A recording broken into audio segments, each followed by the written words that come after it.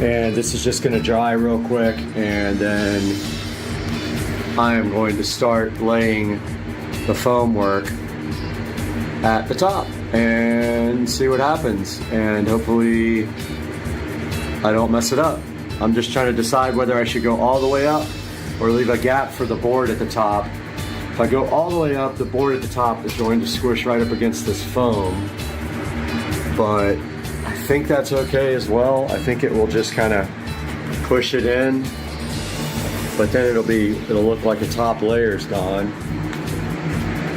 So I don't know what I should do, but anyway, got all the electrical finished on this wall, at least for this board. I've got the TV mount. Boy, this is a nightmare with this foam insulation.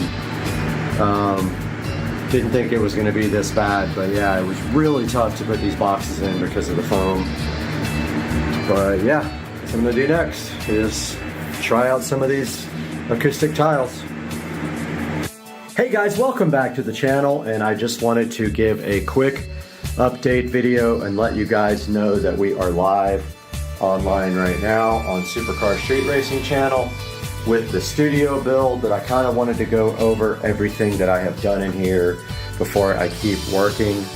So stepping back towards the door of the studio, this is kind of what it looks like. It's kind of a mess right now, but as you can see here, we basically have all the wiring done for the speakers. So we're gonna have 7.2 audio.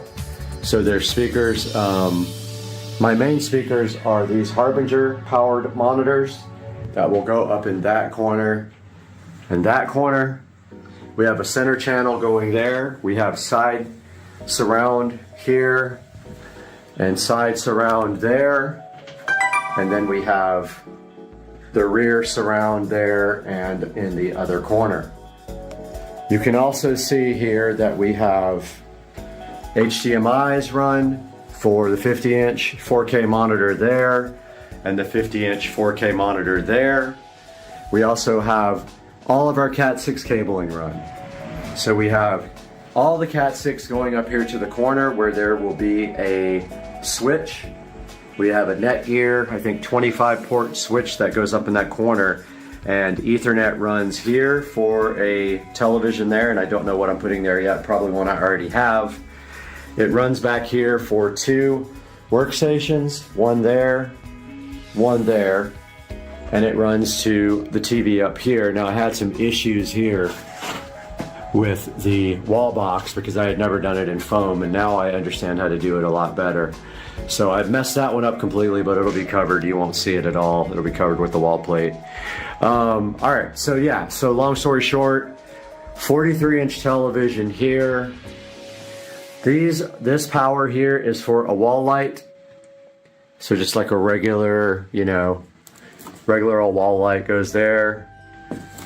That's a little bit poking out, but that's okay. It'll be covered too with foam. And this will be a wall light. I still have to do the power for that. I haven't done that yet. That will be power for the Echo Show 15. And I still have to make a mount that comes across here for it. It's going to go right there, Echo Show 15. Down here is the other workstation, and we're going to have HDMI available here. That goes up to this 43-inch TV in case someone wants to have a second monitor, or I want to do a second monitor up here from a workstation. I can do it right there. There's power right there. There's going to be Cat 6 there. Again here, there will be power Cat 6 for that TV. I think I already said that. And up here, this is actually moving. We're going to have a webcam either in that corner or in that corner looking down at the studio all the time so we can go live. And I have all the power pretty much run everywhere. AC unit is going down here at the bottom, right at the very bottom. It is remote controlled, so no big deal. And I want to be able to plug it in right here. So super easy, reach over there, plug in. Futon will go over here. This whole wall will be completely covered. I already started sealing the door up. It is mostly sealed. I foam sealed all the bottoms of the joists down here, all the way across there, and all the way across there, and then out here in the rafters. I ran out of clear silicone caulk, but I started sealing all of these joints up here. You can see it's still kind of wet right there, and it did, so I gotta fix that. Yeah, all that was caulked in yesterday. I'll probably come back and do a second coat there. And that is it. There will be power down there. You can see here all my wiring runs down here where the editing PC will be. The editing PC will sit right here in the center with two 4K monitors, and then the two 50-inch monitors there and there. And we'll have 7.2 surround with a 7.2 home theater receiver. So that is what we have going on now. And by the way, the Harbingers are powered. So I ran RCA cables up from the preamp. It's going to hit the preamp output on the receiver to run the front speakers that are powered. And they will actually be hanging from these corners up here with chains and bicycle hooks. This power is for the Harbinger to be powered, and that power up there is for the Harbinger to be powered. Now all I have to do is finish a lot of power work, a lot of no fun cutting of drywall because it's very hard to cut. I don't have the right tools or a nice big long straight edge. I really need to go buy like a drywall T-square super long one, because that was, this cut right here, I got lucky because it's on the ground and it'll be covered up. Oh, I forgot to show you guys. So the plan is for the walls is going to be foam sound insulating tile. Now, yes, I know that this stuff is cheap and it doesn't really insulate sound, but I like, and so as soon as the roof gets on, we will start right here on the side and start laying foam tile all the way up against the ceiling, all the way across in one pattern. You know, like we'll start with this pattern, and then we'll, on the next row, we'll go up and down like that. And notice it's going to cover the whole wall. It'll be glued on. And then when we get up to these switches, we just really cut around them or either cut holes in the actual foam. But it looks like we'll be able to just cut around the switches. It'll be pretty easy. These cut with scissors. So that'll be the whole entire studio will be covered with these foam sound tiles, including the ceiling. And that is it. I have ordered a bunch of these already, and I wanted to see if they were going to work out, and we're going to add them to the wall with this Super 3M multi-purpose adhesive once all the foam board gets up. So we're attaching the foam board directly to the studs and the ceiling joists, and that is how we are doing the wall covering. And I have been working through electrical because of course now we have wall boxes that are some of them are inset because I did the power ahead of time. So when you put the wall board in, your electrical outlets are too far back. So I have an electrical outlet extension kit that has extension screws and everything you need to pull the wall outlet out just like that. That one is actually on extensions.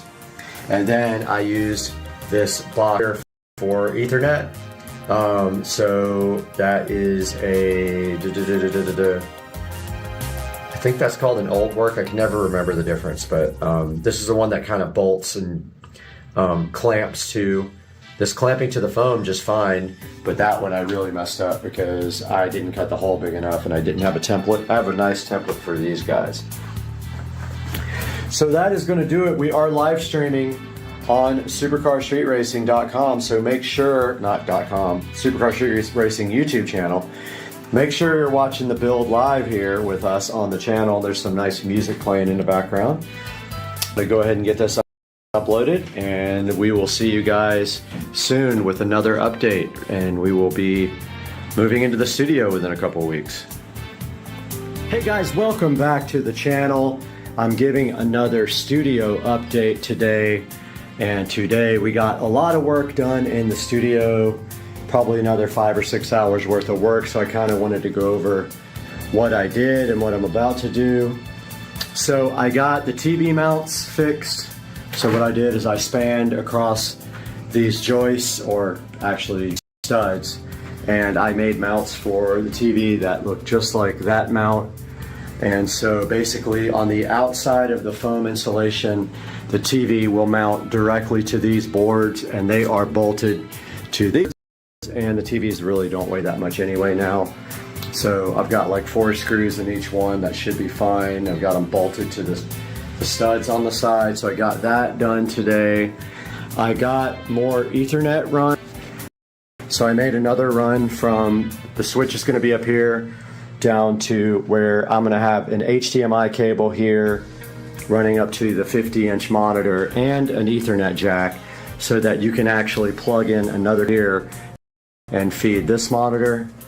And I also ran Ethernet across here. It's actually down there right now. For the same thing on this side, it will basically be a Cat 6 cable and an HDMI port for that TV. So I have all that stuff now. I have all the stuff from Amazon to put that in. I actually connected power today. So I connected power there on that side to all the accessories that are getting power. I connected power over here as well, and also put the female plugs on for the speakers, the powered speakers. The Harbingers are going up here in the corner. You can see the power and the RCA cable for that. This has power in it. The ceiling has power now for the extra lights. And next I am going to be running this USB extension from down here up to that corner for our webcam that's going to be live in the studio. And that is a lot of work today. Got this HDMI also ran for the HDMI and Cat 5 jack down here that you'll be able to tie into this television if you want to. So yeah, got that all done today. It was quite a bit of work. You can see all my Cat 6 cables here for the switch. They're all labeled with numbers and then numbered on this end, and then I will label the actual boxes as I put them in. There's another HDMI and Cat 6 for that monitor to be tied into if somebody wants to park right here. And then there's lights up on the wall to feed sconces or LED type lights there. So I also just got the new Echo Show 15 in. I was waiting for the bracket so that I could make the wall mount for it. So here we have the bracket, and that is going to be how it mounts, just like that. So it will mount just like this, and the power will run right into the wall there, and then the foam will actually, this thing will be kind of flush mounted because the foam is 1 inch thick. So think about with the bracket on top of the foam, the bracket will be on top of the foam, and then I was thinking maybe doing it either way. I don't know if I should put the bracket in now and then cut the foam around the bracket. If I do this on top of the foam, then the actual acoustic foam tile will run up against the side of the show and kind of make it look flush mount. So I think I'm going to do that, but that is the way that is going to be mounted, and there is power for that. So yeah, just a little update. Wanted to keep you guys posted, and I'm still making progress and busting my butt in here trying to get ready to put up. I guess I'm going to do either this foam insulation next or start on the ceiling. I kind of need 2 people to do the ceiling, so I'm holding off on that. But guys, I appreciate you keeping tuned into the video and checking out all the progress on the studio. It'll just take me probably another couple of weeks to get it done, and I'll keep you guys posted. And we're constantly streaming live on the channel as I work, so please tune in, like, and subscribe. We'll see you guys again tomorrow. Okay, welcome back to Supercar Street Racing, guys. Second update for the day. I've been working really hard today, and we're about ready to test the front channel audio system for the studio. A little background, I got these Harbinger speakers about 3 years ago, and I've used them a total of 1 or 2 times. They are powered speakers. Both have individual inputs, and they are awesome, and they will be fed by a 7.2 receiver that has preamp outputs for the front, and that will be fed by the computer up front, by one of the video outputs on the video card. So we're ready to test the sound. Everything is connected. We're going to listen to some royalty-free music so I don't get copyrighted. And we are going to shut this door with no AC yet, and it's going to be really hot. One sec, guys. All right, sorry about that. It takes two hands to close the door. All right, let's test it. We're ready. So this is Purple Planet royalty-free audio.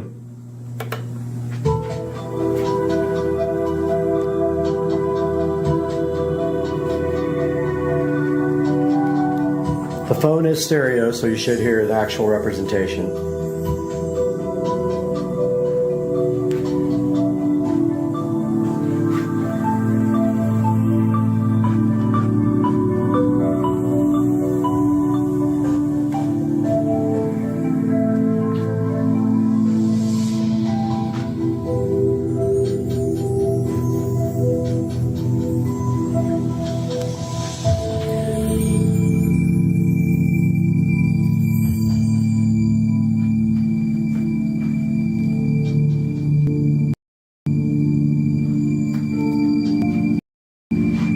First overall impressions of the room, it'll be much better when the sound is knocked down with foam. So we still have some reverb going on in here because of the lack of sound insulation. But all that will change, don't worry.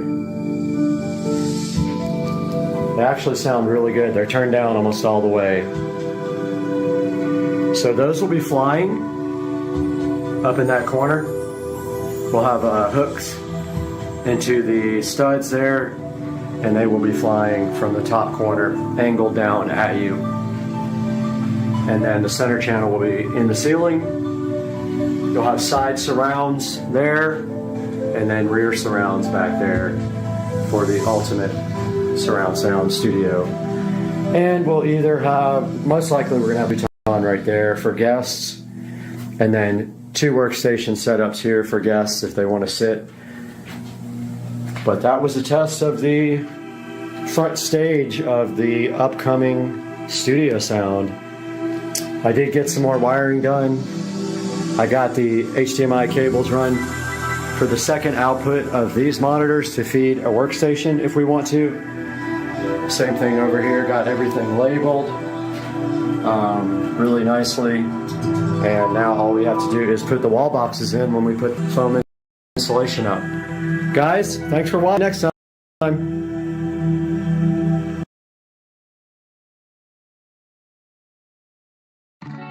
Starting the day off at the gym.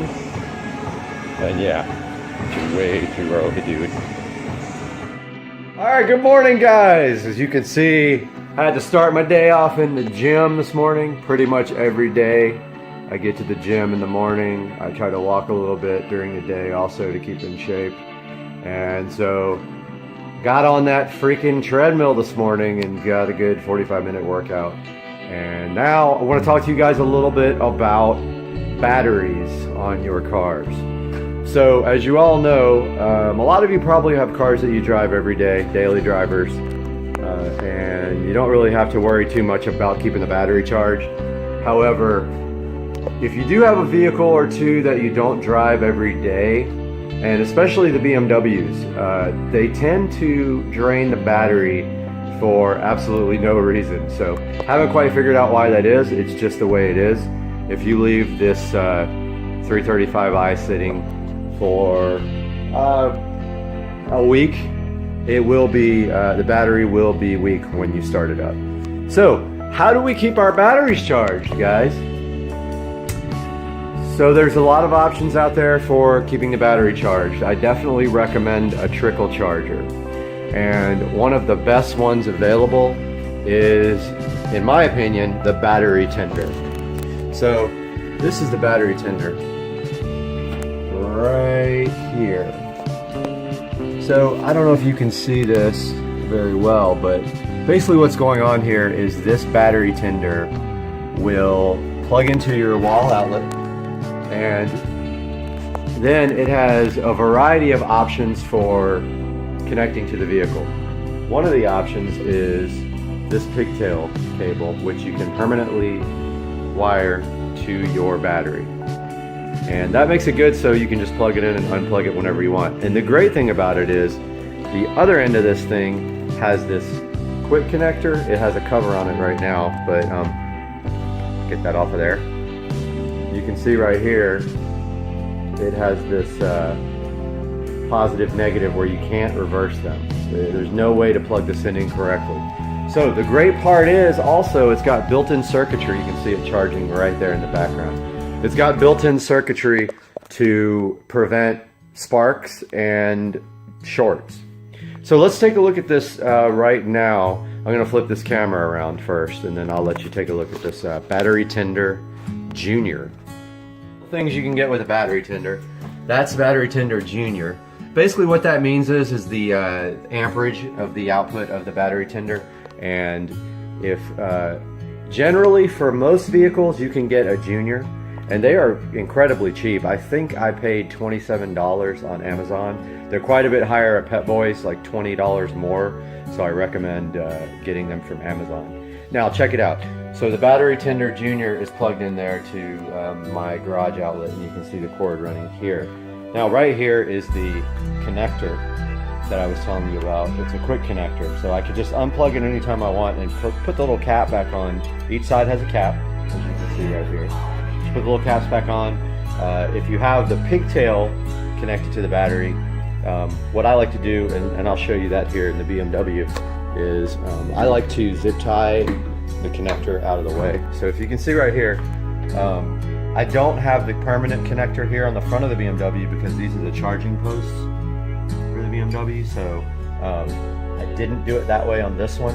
However, if you want to do it permanently on the Beamer, you would do it in the trunk with the circle pigtail connectors.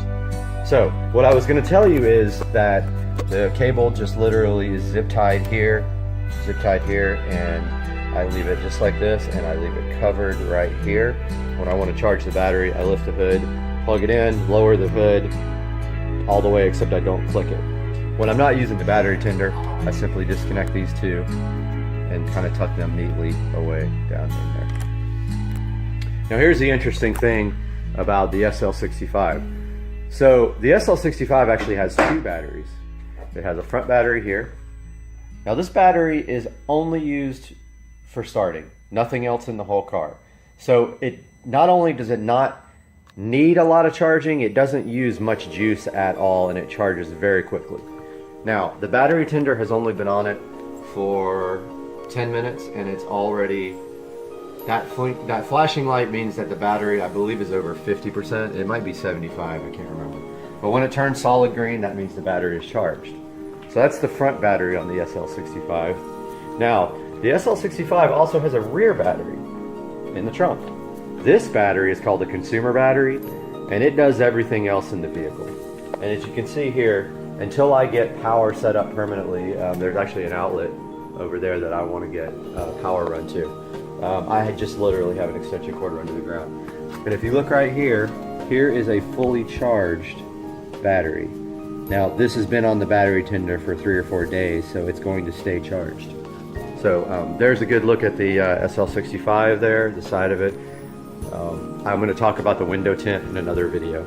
So battery tender, definitely something I recommend, and I would pick one up if I was you. Even if you do daily drive, it's a good idea to keep your battery topped off.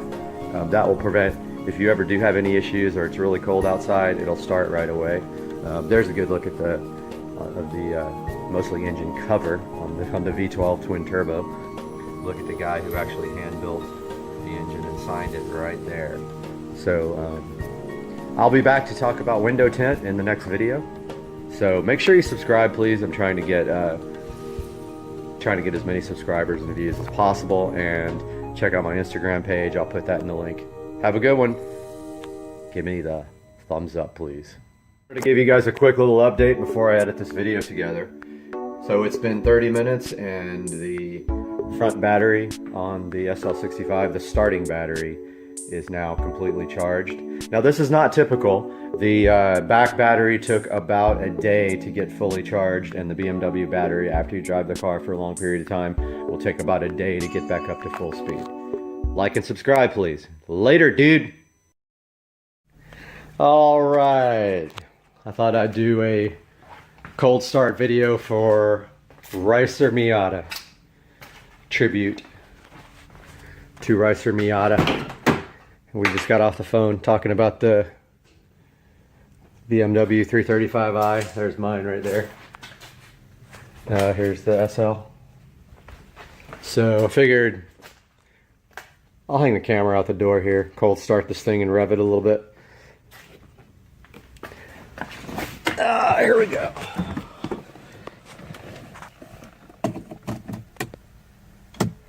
All right, I'm gonna hold it out the door here.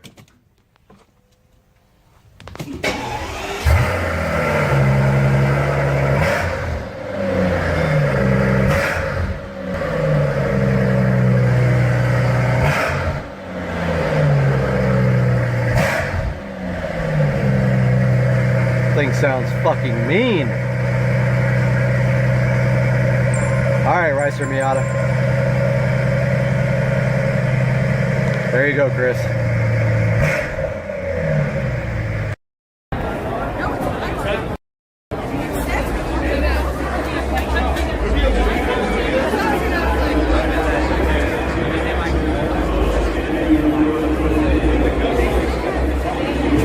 Guys, today we're going to take a look at what is under these aero covers on the brand new 2023 Tesla Model S Plaid. We're going to do that right here and right now on Supercar Street Racing. Stick around.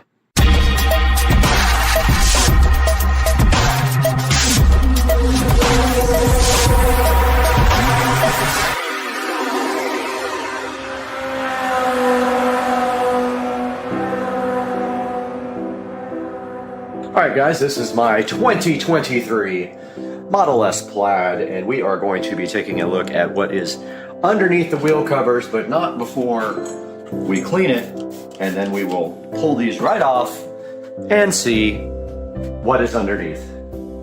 And here is the Model S Plaid aero cover, sitting here so beautiful.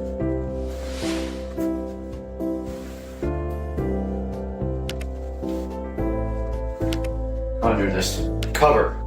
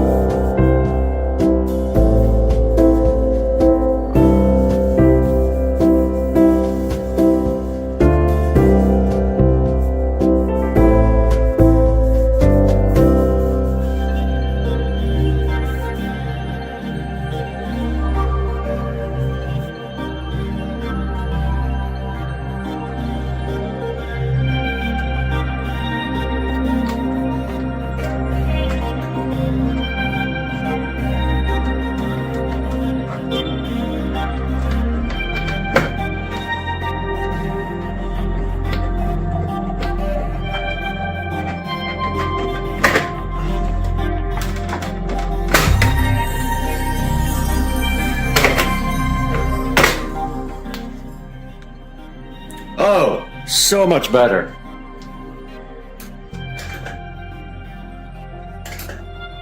So much better.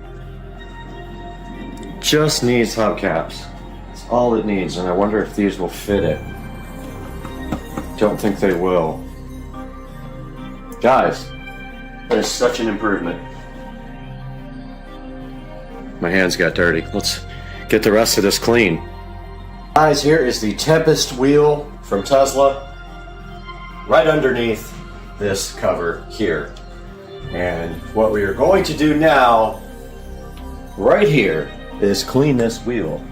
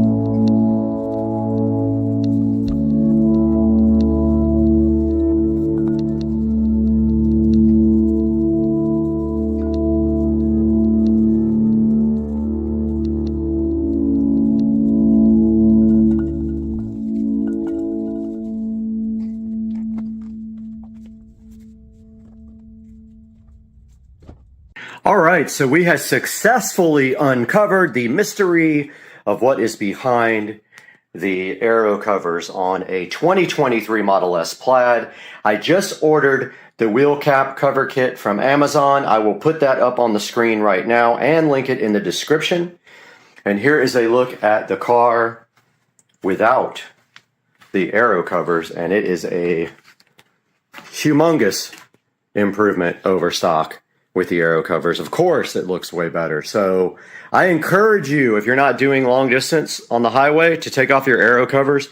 If you're going on a trip, you can throw them back on. They do nothing in the city. They don't help you in the city that much. I would say negative 20% or more.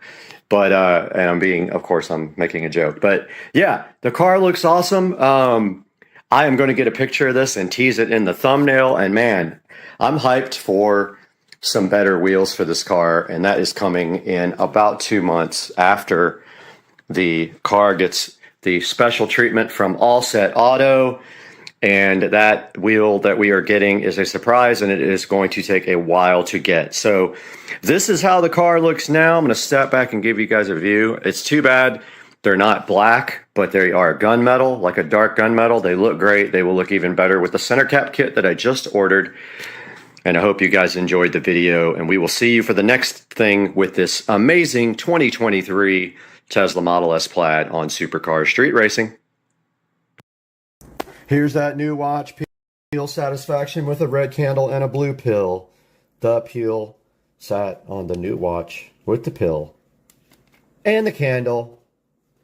That peel sat.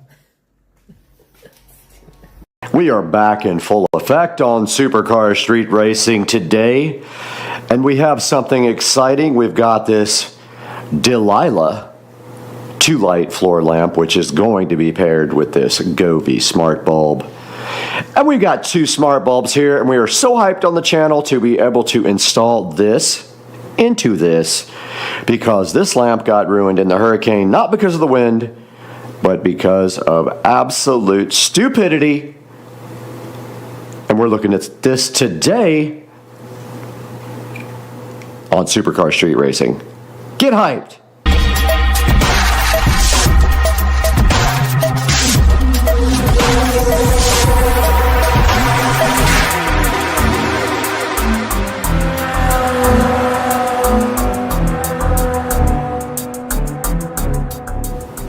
Guys, right in front of me right here and right now, not later, but right this second, we have 2 Govee smart LED bulbs. These are standard Edison-based bulbs that will plug into any receptacle, and in fact, I'm saying receptacle, but any bulb hole is what I like to call it. And there is one right there on that lamp. And then right here, we have the Delilah 2-bulb lamp. It says Globe there, but it says Delilah. Maybe that's the model number, and that's the company, or the model name is Delilah. But today we are replacing one for outside there that got absolutely destroyed because I was an idiot. And when I moved it over from the chair to the side of the house, it got destroyed because it fell over in the wind. And the whole point of moving it was so that it would not get destroyed. And so right here, we're going to replace this guy and zip tie it back to the chair so it can't fall down. And at the same time, we're going to be installing 2 Govee LED smart bulbs inside of the Globe Delilah lamp, which I think was about $30-ish. If I have to go back and look, I will let you know right now. And so we got to get this open, we got to get that open, and see what is happening on the channel today. We are back again on Supercar Street Racing with this magical Delilah lamp from Globe. It's a 2-bulb lamp, and we are going to be inserting these Govee smart LED light bulbs in it. These are 800 lumens brightness, and they are Wi-Fi connectable light bulbs. But first, we have to unbox this Globe Delilah for you. And of course, they are going to make it extra difficult to unbox and make it difficult for the presentation level on Supercar Street Racing. And as soon as you get into the box, it says that it's made with respect. Edward Weinstein, the CEO of Globe, is hoping that you will enjoy his product. Now, I'm wondering if this is actually the same as the Globe light bulbs, because that is a pretty big company. And inside of the box here for the Delilah Globe lamp, we can see, and that was a weird sound that probably we will save for a sound effect. Inside there we have this lovely lamp, and it is cardboard secured. And when we take the cardboard off on that side, we have the base right here. And on the other side, looks like we have, oh, the actual shade is in there. Right there.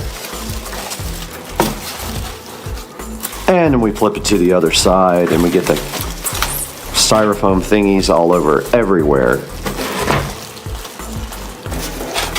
We can then take off the tape, and we see the lamp is enclosed in a plastic goodness. And of course, like every other lamp of this type, you have to get every single piece out of plastic, and every single piece screwed together in order to make this thing work. And so begins the process of plastic removal, like this. And then the fun part of assembly.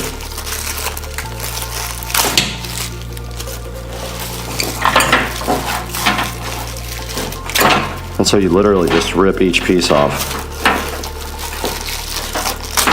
Anyone who's ever had a lamp has done this before, so I don't feel like this is even necessary to explain.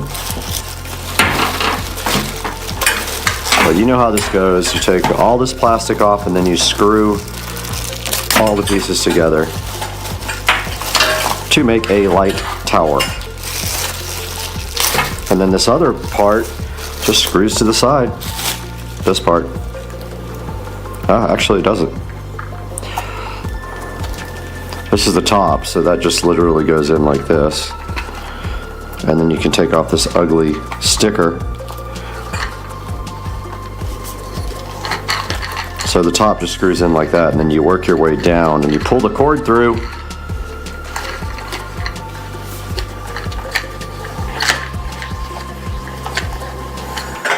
And it is twisting the cord like that. Then you just take the next piece and run it down like that. Work your way to the bottom.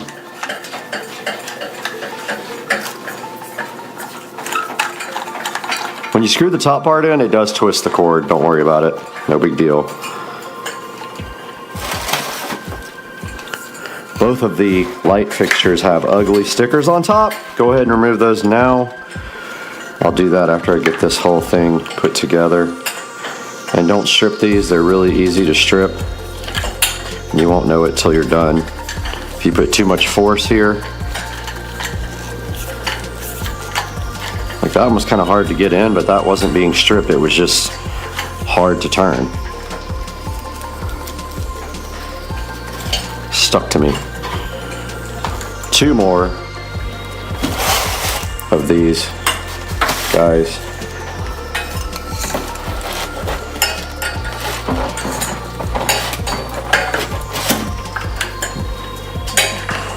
Like the last one felt stripped, but in fact it wasn't. It was just difficult. And this one is similar.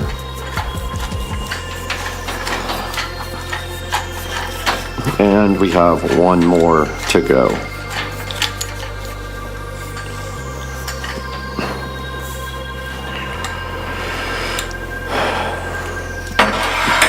We are down to one and the base.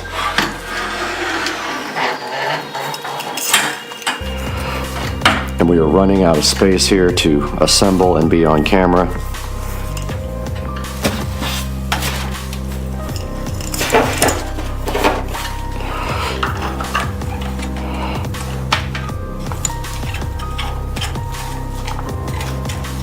Oh, that looks crooked.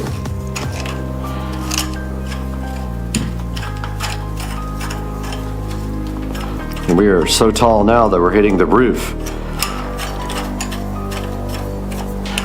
And this is the last section before the base, and then you can tighten all of them up. Start at the top and just twist and tighten the whole thing up. And now we have to move to the base installation. All of your base belong to us. Let me make sure that we're still set up here.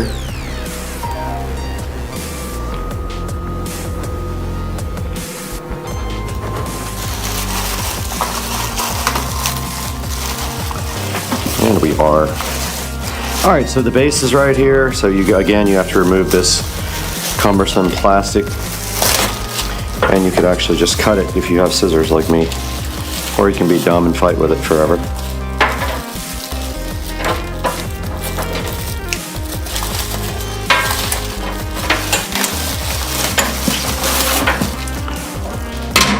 And then pull the cord all the way through the base. I mean, this is all basic stuff. Get it, basic. Push the cord through the top. You're going to have extra cord that's going to be available once you screw in all of the pieces. But you're going to push that through like so until there's no more cord. And then you're going to screw the base on like this. Hit yourself in the face like I did. It's awesome. Pull the cord through the other side of the base. And that is going to make it so there is no slack at the bottom.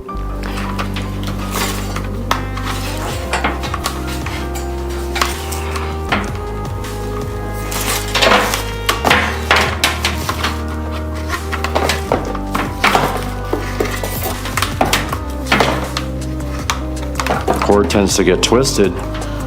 Don't get it twisted, and that is it. The lamp is assembled, brother. Here we go. Let's go.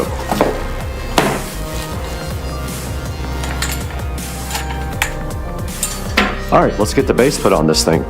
All your base belong to us. All right, we got our base assembled on the bottom of our lamp, and now our only job right here, right now, is to put on the bulbs, take off the ugly stickerage, and we will be finished with assembly. And then we can get to mounting.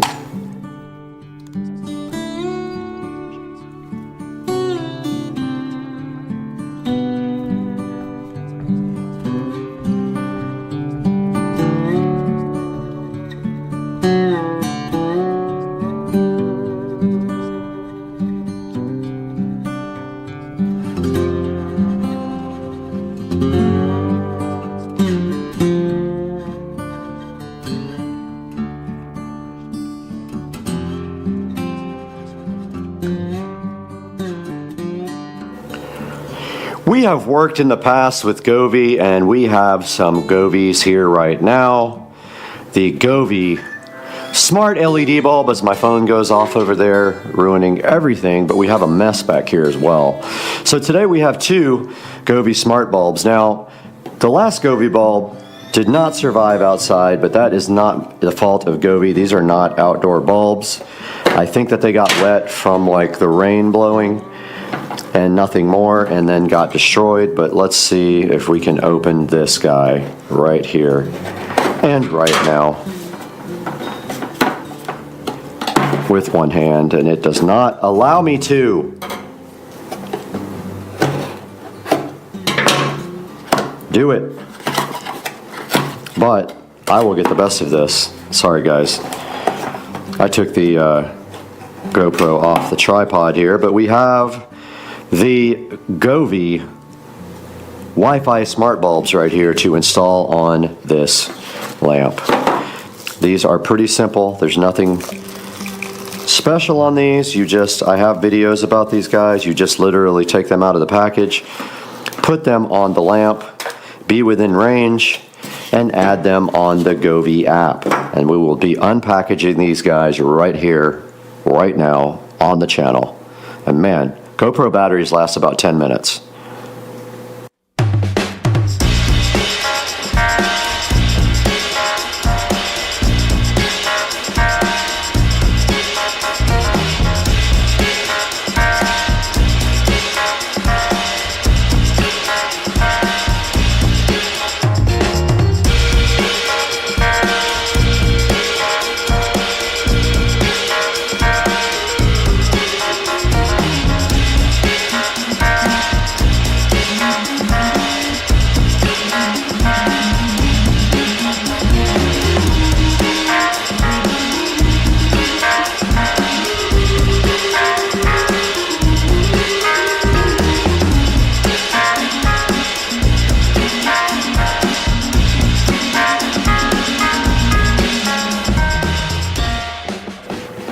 outdoor patio. There they are. Seen. And now they are both set to the same, well, they are supposed to be. There is profound, so yeah, so we have them in the same device control, and we can put the same scene on either one now, and that's how you control them at the same time in the Govee app. And the battery is dying. Turn on the patio.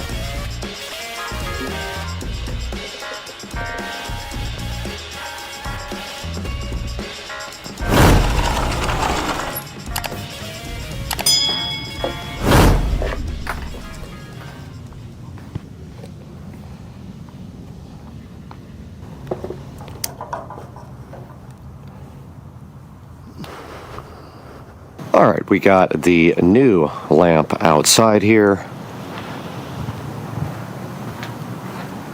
And now we have replaced the patio lamp, and it is set on a pinkish color out here along with the other lights. All these globe lights need to be replaced. They are actually failing, and we should have new lights coming from Walmart.com. But you can see now we have replaced the light on the patio, and it does add quite a bit of light out here. Now let's take it into the Supercar Street Racing Studios, where it is very early.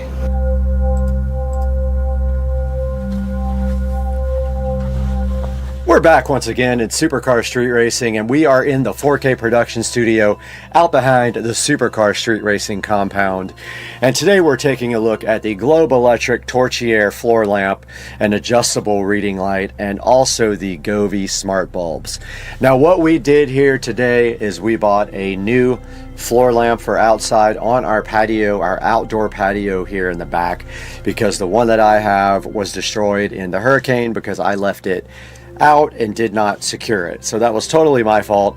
The bulb was already burned out though, the Govee smart bulb. So we bought two brand new Govee smart bulbs for this guy here, and we are installing it right back in the patio area. Now taking a look at this on Amazon, and there will be links in the description for you to buy this. It is a adjustable reading light silver floor lamp, and you can get this in about 4 different colors.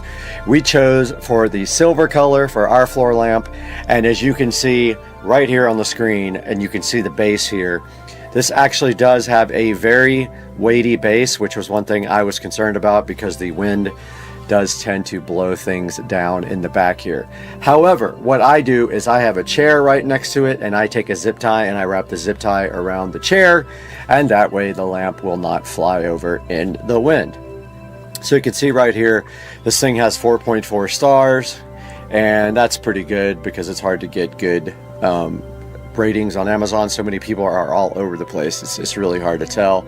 You can see it's $26.78, which is about as good of a deal as you're going to find for one with 2 bulbs on it. And I wanted 2 so that I could have it brighter, and I could aim one at the floor down on the patio and aim one at the ceiling, and then make them same type of device on the Govee app. These two are tied together on the Govee app, and you control them with one button, and you can do a scene or a color or any number of things on that inside of the Govee app. Then taking a look at the Govee smart light bulbs here, this is what we ordered, the 2-pack, and we had a coupon for it. It was $23, and then a coupon untied on top of that with a 30% off. So not a bad deal. And these guys, you have seen them on my channel before. I have reviews pointing to those guys, and basically they are Wi-Fi enabled smart bulbs that can be controlled with Alexa. They do any number of things that the Govee app will control, like different scenes, different colors, and also they can be music controlled. And you can see right here right now they have a 4.7 star review out of 3,164. Very, very high review level. You can get 2 for $23 or 6 for $59.99 right here on the store on Amazon. Now guys, when we put these links in our description, please click through them to buy anything from Amazon. You don't have to be buying the product that is in the link. You can buy anything, and it helps my channel out so greatly because we get a tiny bit of money and we already lose money on the channel. So today we would appreciate it if you would go down in the link in the description and buy something, or buy these smart bulbs and this lamp, and tell them that Supercar Street Racing sent you by clicking through our affiliate links. And please like and subscribe if you aren't already, and we will see you next time on the channel with another awesome review or something car related. You never know. But for right now, peace, I'm out.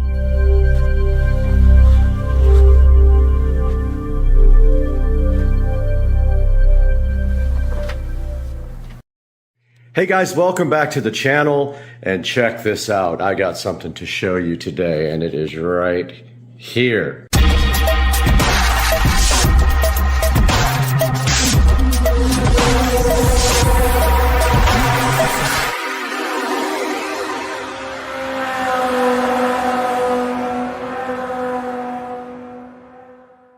Hey guys, welcome back to the channel, Supercar Street Racing, and I woke up this morning to this wonderful Echo Show 15 with a lovely message on the screen that I will show you now.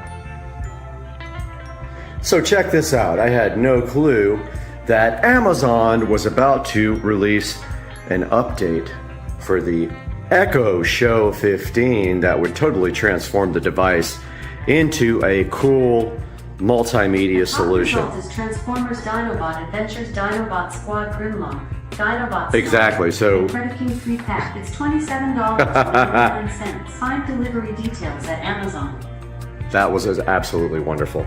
So yes, woke up this morning to find this lovely update on the screen and had no idea what it is, and apparently you can now turn your Echo Show 15 into a Fire TV. Here we are in the kitchen right in front of the Fire TV Stick 4K, which is plugged right into the back of this little cool television that I actually found at the thrift store for about 10 bucks, and it's awesome. It's does 1080p, and I have the Fire Stick 4K plugged into this in the kitchen, where I can do cool things like show me the garage.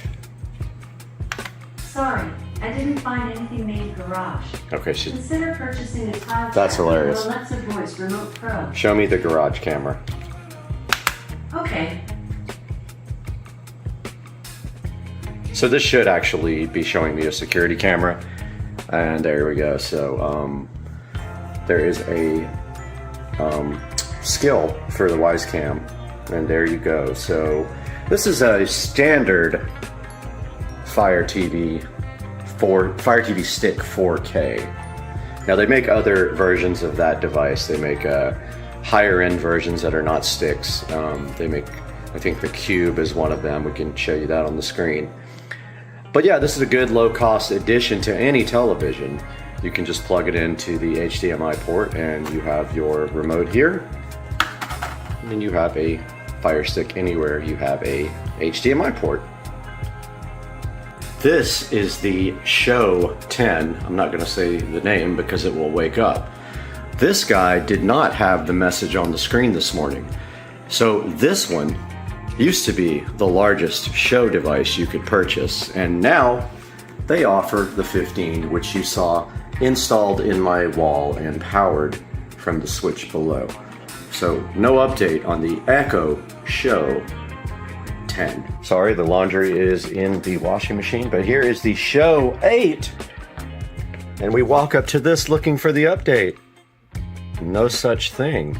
If we go here to settings, and we go to device options, and we look at the software,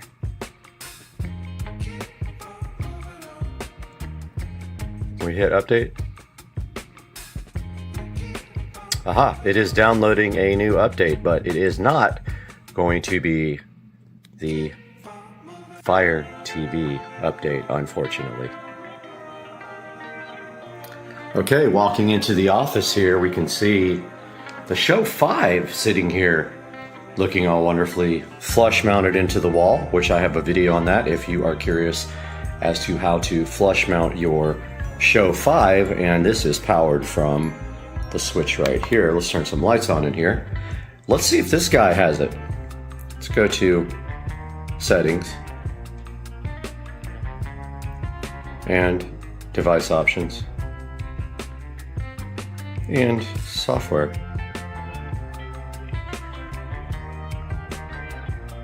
No updates found. We will not be able to make this into a Fire TV. Back at the beautiful Show 15 here, which is wired into this switch. You can check out my video on how I did that with the Show 5s. You can see here, this would look cool flush mounted into the wall, but instead I chose to cover the old hole for the Show 5 and mount the 15 here. Woke up this morning to that lovely message about getting the Fire TV experience on the Show 15. I hit the yes button, it downloaded an update, and now we have this lovely button right here that says Fire TV. Now, why is this cool? Well, let's push it and find out. And check that out, guys. This thing turns directly into a Fire TV. And this is cool because now you are not locked into the Fire OS limitations anymore, because you can get apps now that you can't get on the Show model. For example, the Show does not have YouTube. Let's see if we can find it. There's YouTube TV. Aha. No YouTube, huh? Let's see. Oh, wait, there it was. I looked right over it. There it is. This is absolutely fantastic and a game changer. Because now you don't have to use the browser in a Show to get YouTube.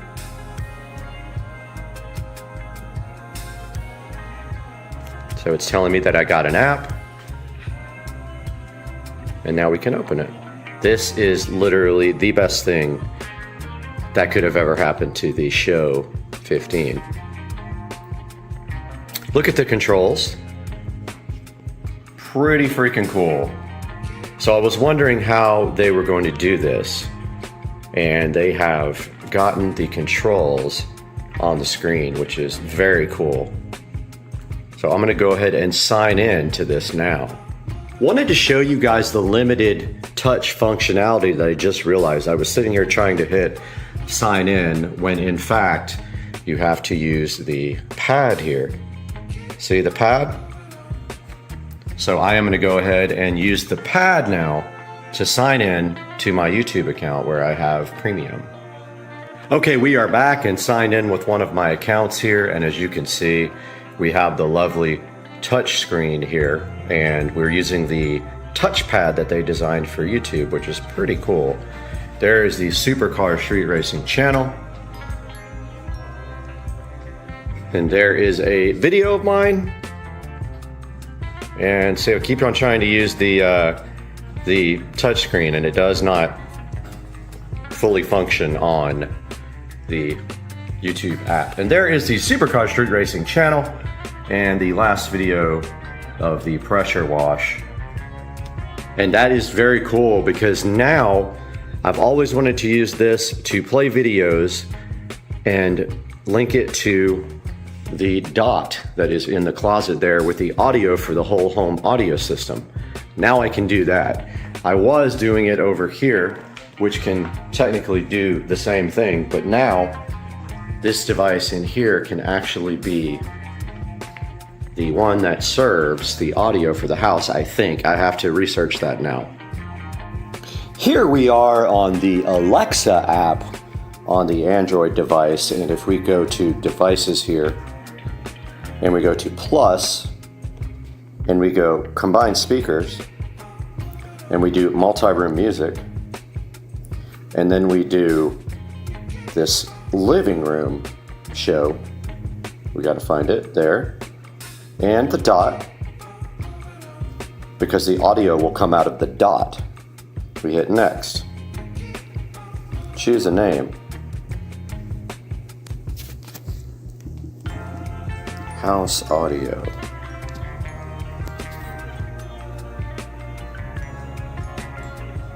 Okay, So now we can go back and see if that actually worked. Back in front of the beautiful Show 15 here, we're gonna see if we actually get audio out of this whole home audio system since we paired this as a speaker group. So let's try to find some music. Oh, I keep trying to use the push button, the touch screen. Let's do this. Oops, I pushed the home button.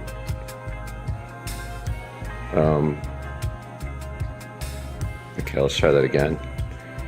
I keep going. Okay, so search. And let's do, aha, we can't. We can do the voice, but let's do space music. Space.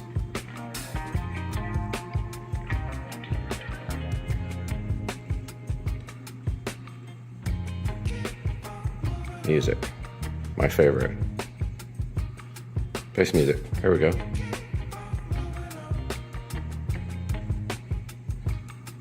Okay, let's see if that worked.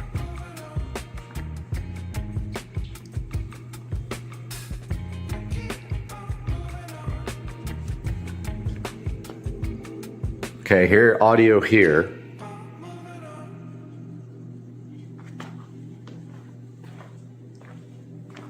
Echo, raise the volume.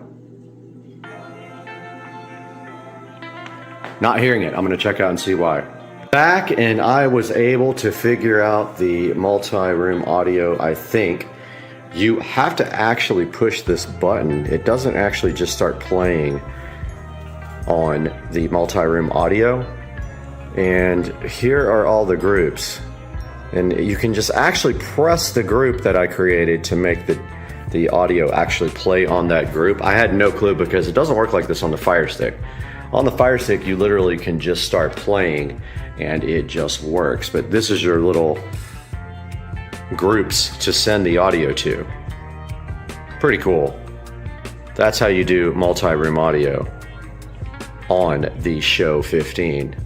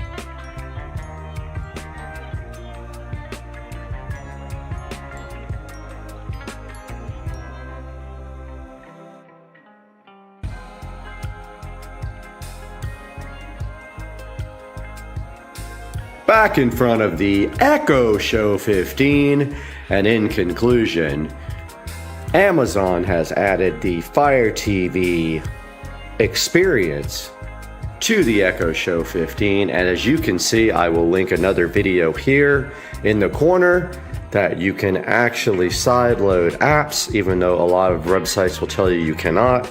You can go check out my guide on how to sideload apps, and as you can see right here, you too can enjoy Kodi on your Echo Show 15 with all the video add-ons you love so much. So yeah, the overall Fire TV experience on the Echo Show 15 is good. I'll have another video that shows you how to use a remote like this and be able to navigate your Echo Show 15 with a Fire TV remote. Guys, I hope you enjoyed the video and have a great day, and please like and subscribe to the channel.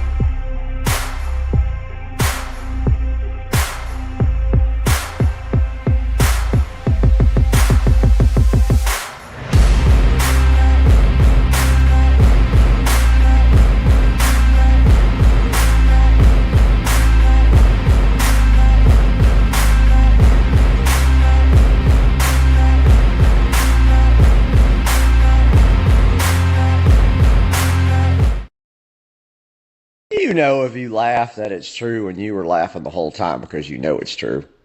If you laugh, it's true. And then you were laughing the whole time, and it proved my point, and then you got put on YouTube. That's what happens when something happens on you. You go on YouTube. You talk funny, you go on YouTube. Blessed day. I hope you have one. What's happening, everybody? Just got back from Stage 6 Motorsports. Wanted to give you guys a little bit of an update on what's going on with the car. Looking at getting custom cold air intakes made for the car. There's very little out there for this car, so it will be a custom job. Stage 6 says they are going to tackle it. So made an appointment for the 16th to get cold air intakes put on the car. In just a few minutes, I'll open up the hood, give you guys a little bit of a tour of what has to be done in order to get this done. And it is 29, 30 degrees here at night right now in Florida, and 37 right now during the daytime, if you guys can even believe that. It's terrible. Just a couple of minutes, I'll update you under the hood. All right, we're out here taking a look at the engine bay of the SL65. 6-liter V12 twin turbo right here, custom made by this cat here, somebody Schmidt, Jonathan Schmidt, which is the guy I work with, and I'm gonna have to send him a text to that and show him that he made my engine. Anyway, taking a look at this engine, we see right here we got our air boxes right here, and then on each side we have a tube that runs here, and I went ahead and loosened this. Hint, hint, all the tabs are broken, remember from my video where I made where I plastic dipped this grill. All those tabs are broken. So as you can see right here,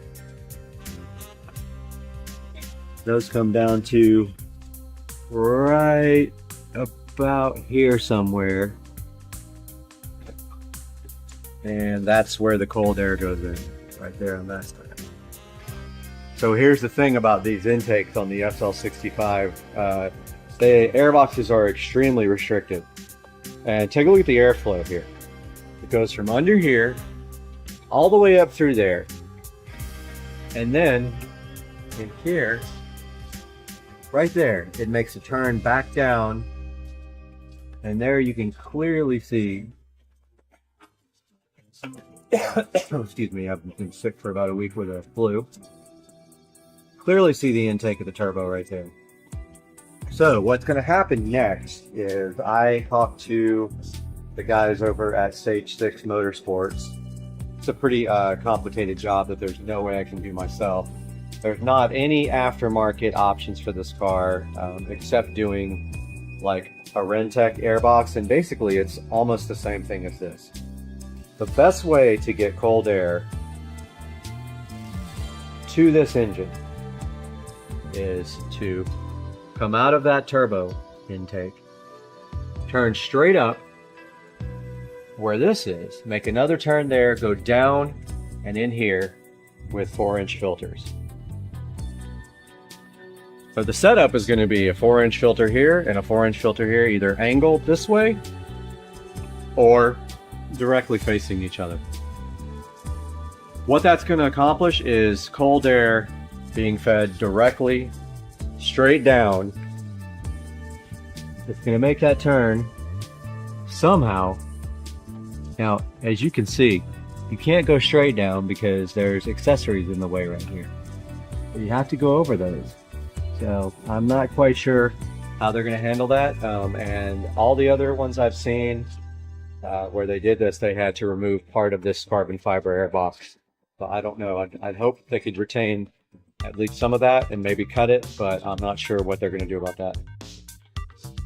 So that's coming up on the 16th of this month, and you will get an update from me. And now I'm going to cut in some pictures of some other custom cold air intake options that people have done for the SL65 AMG.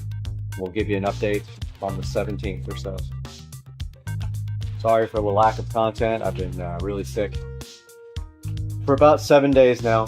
Hopefully I'm get over this. Go ahead and subscribe for me. Click the like button. Appreciate your views.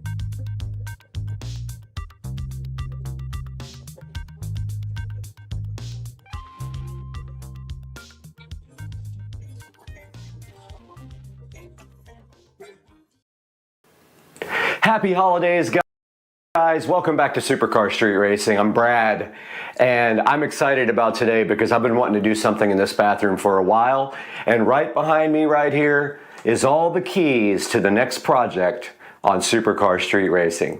And we're going to take a look at that right after this.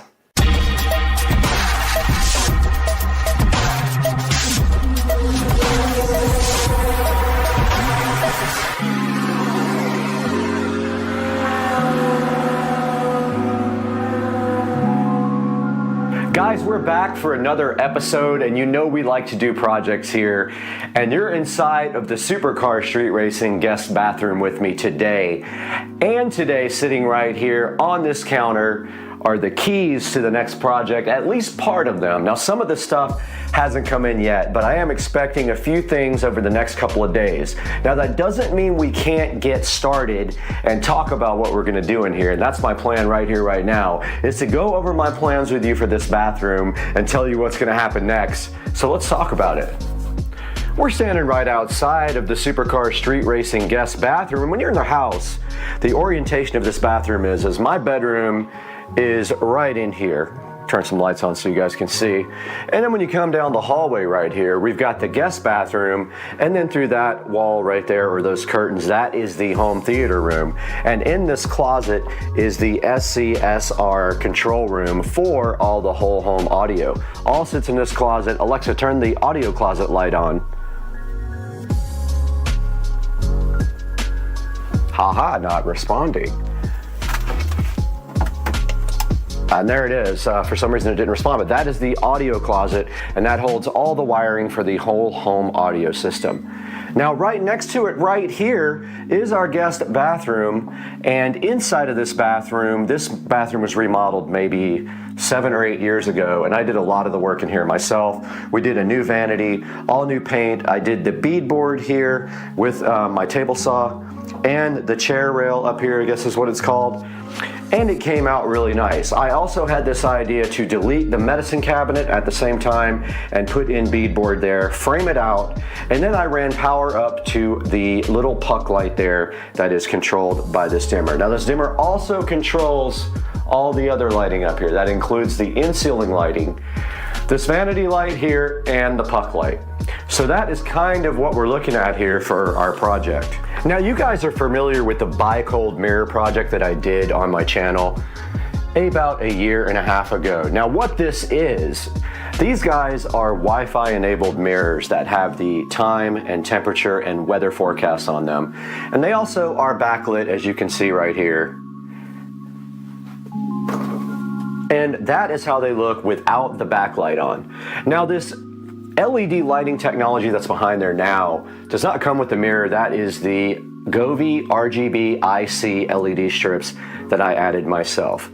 So that's the plan, is to kind of do this again in a different way in the guest bathroom. Now I like to enable some smart home features in every room. And so part of this activity is also going to be fixing up the Echo Show 5. So, and this is probably going to wake up the other devices, but fixing up that device there so it is flush mounted into the wall. We'll take a look at that in a minute. But that is also the plan, to get that working very nice in the other room and make it look a lot better in the process. Once again, we're back here in the Supercar Street Racing guest bathroom, and you can see that about 1.5 years ago, I just threw an Echo Show in here, which is unlike me, and I just kind of ran the power down there, but it looks absolutely terrible. And my plan is to actually go ahead and flush mount this guy into the wall, but we need to talk about what's going to happen before that. Now we just have a standard mirror right here in front of me, and you can see Brad here in the mirror. But what we're going to do here also is change this whole area up here. And our first thing that we're going to be changing is we're taking out this old mirror, and in its place we're putting up the bi-cold smart mirror. But in this case, unlike the other bathroom and unlike this, we're actually going to have this guy go this way.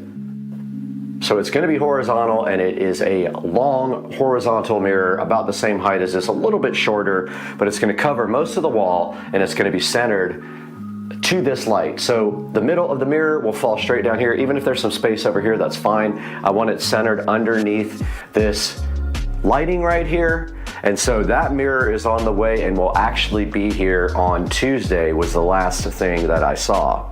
So my plan is to either put the Echo Show right here or there, depending on where this falls into place with the mirror. Now let's talk about power for this guy. Now I am going to go ahead and get power through my audio closet because it is right behind this wall. We can literally go straight through the wall and come out the other side. There is no code violations there because we're not putting a box inside the wall or anything. But we also need power for this mirror. So at the same time, we're going to be putting a wall box inside there behind the mirror, and then we're going to run the power into the audio closet where there is already active power. Now let's go over some of the things here in front of me that are going to be used for this project, because I've started ordering things already. And we need quite a few things here for this project. Now the first thing we need is the bi-cold smart mirror, and that is not in yet.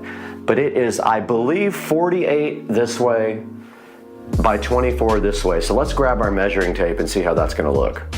Now this new bi-cold smart mirror measures 48 inches, let's call it wide. So that is going to be about, I'm going to go ahead and measure that out and show you guys. Yeah, it's going to be about to here to here, and we're going to do our best to get the mirror centered underneath that. So we may have some space over here, which is fine, in which case we will run our wire down through the wall and get it out the other side for the Echo Show. Now 24 high is only So this mirror here is actually 31. We're only gonna have 24 of that, so we're going to have some space underneath also. If we put the mirror in the same spot there, we can actually put the Echo Show underneath this guy, like right around here, which would be good also. So we could run the wire for the Echo Show right through the wall there and into the power area. So that's the plan. 48 by 24 may not be centered, the mirror may not be centered on the wall, but the mirror will be centered underneath the light, and that is my plan at this time. Now right here in front of me, we got our Govee RGB IC strip. Now, IC meaning individually controlled LEDs is different than a regular LED strip, so make sure you get the IC. These are smart, they are controlled by Amazon Alexa and also Google Home. That is for behind the mirror. That's gonna be a custom job that I will show you on the video. This, I have a bunch of these. These are the wall mounts for the show, and I will show you one of those right now so you know what I'm talking about. Right here in front of the Show 5, and we see this wall mount looking so fresh, and this is the mount right here, and that is going to be what we're going to be doing in the bathroom underneath the mirror. Just so you guys understand, there'll be a whole tutorial on this when I do it as part of this project. But these are, I think, around 25 bucks, and they're the best thing ever, and they do still allow you to get to the controls here, and they also allow this thing to have audio because there is a vent right under here with the speaker. So these are awesome. I have had a bunch of these, and they are very cool. So we're going to be doing that as well. So after thinking and looking at this a little bit with you guys, I mean, I'm almost pretty sure that the show is going to go right here underneath the mirror, centered up right here. We just have to figure out if there is a stud. There is likely a stud on this side of the light, but I'm not 100% sure that I actually did. I think I put that in, and I think I actually moved it over. So there may not be a stud right there. I got to get my stud finder out and check, but when we cut the hole for the show, we just have to make sure we don't hit a stud, or we'll have to carve that stud out. But that is the plan right now, and you guys saw the wall mount for that. Now, these pull toggles, these are the best freaking drywall mounts made, and these are going for the mirror mount. So these go through the wall and they will pull tight, and you're never getting anything out of that. So this is going to support the mirror mount in 2 different places. That's what those are for. This is actually a new high-tech puck to replace this guy right here. And let me dim the lights a little bit so you guys can see it. That is an old school incandescent puck that I carved into the actual what do you call this? The medicine cabinet that I created. This was my creation, and I thought it would be kind of cool, and I got the glass and everything put in for that. So this puck here is going to replace that one, and this is LED, and it runs right off of 110 volts, and it is dimmable. So all we have to do is pull that one out and wire this one up, and then figure out a way to secure it. We'll figure that out once we get that one out of there. We might have to use white caulk again. That's what we used right there, but that is what this is for. And moving forward, we have a brand new light for this guy to replace this old school. And it's still nice, don't get me wrong, but this is a new, modern, high-tech light to replace that one. This is LED, it is dimmable, it looks better. I am stoked for this, and we can do that anytime. We can get that guy out and get this guy installed. Now the first thing we need to do here is get this mirror out and that sconce out. That will start the project, and then we can do everything else once things start arriving. But we are able to go ahead and put this light in now, and we do know for a fact, after measuring, that this light is going to have to be centered. It's 48 by 24, and I know you guys can't see this, but let me flip this around here.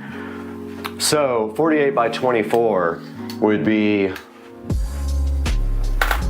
about, yeah, we're gonna have to just literally center the mirror straight under this and put whatever distance it is. That's what's gonna happen, because that's all we're gonna do. We're gonna have some space right here. We can maybe put something on the wall right there, but that is the plan as of right now.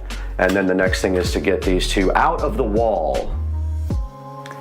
Happy Sunday, guys, and I know I look haggard. I had the craziest night last night, and not gonna lie, it was absolutely insane till 3:30 a.m.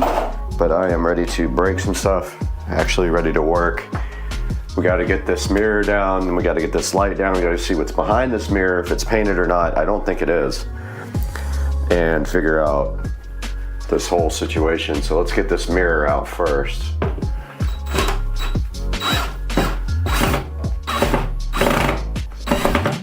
These are wall dogs holding this up.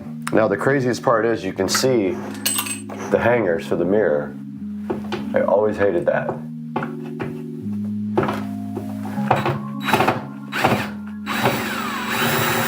That one is not in at all.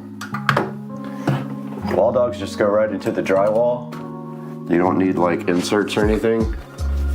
But yeah, this mirror is not painted underneath. So I guess I gotta paint this wall. Look, it's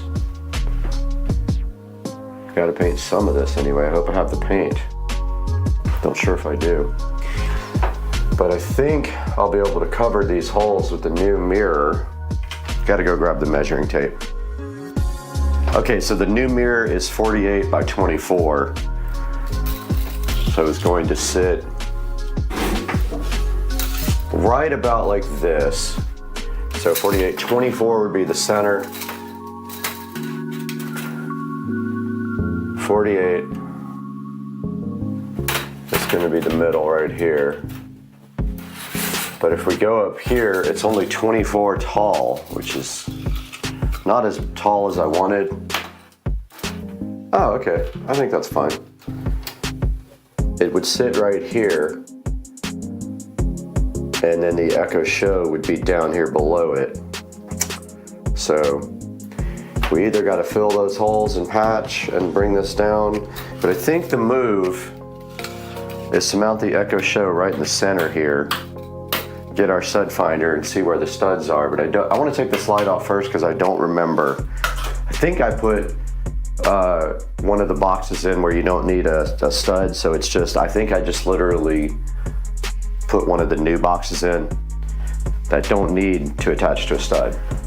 Taking this light off is pretty easy. All you have to do is take the two side screws off.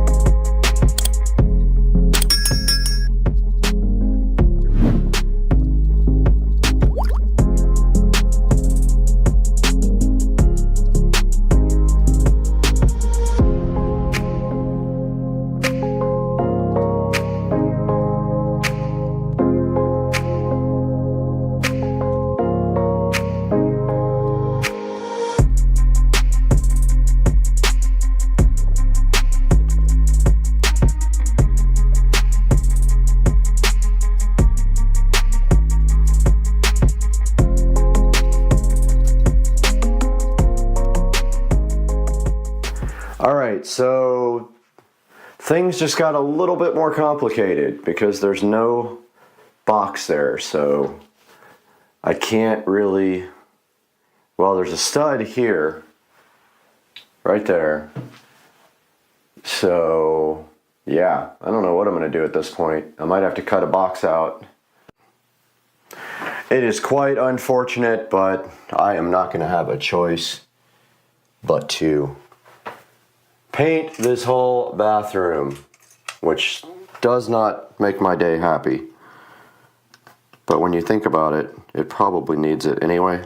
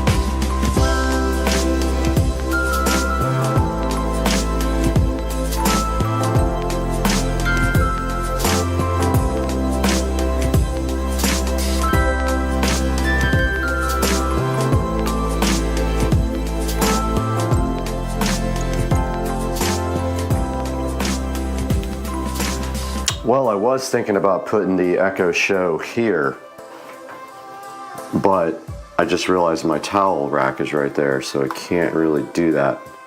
I would have to move my towel rack somewhere else, and I really don't have a place for that, so Echo Show is going to go right there. Speaking of Echo.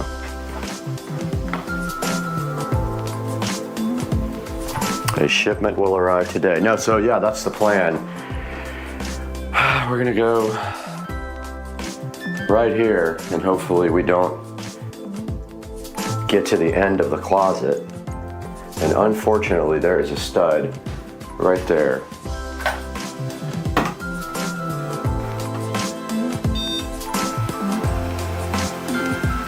Right there. That's where we wanted the show to go. Kind of puts a wrinkle in things. Unless we cut the stud, which I guess we could do. So that stud is sitting at 27-ish. So I'm going to measure this in the closet. Computer, turn on the audio closet light.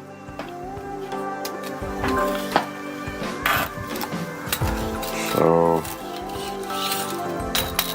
measuring in here, 27.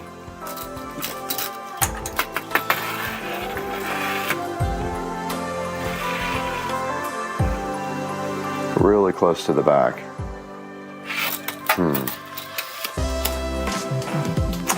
Yeah. Or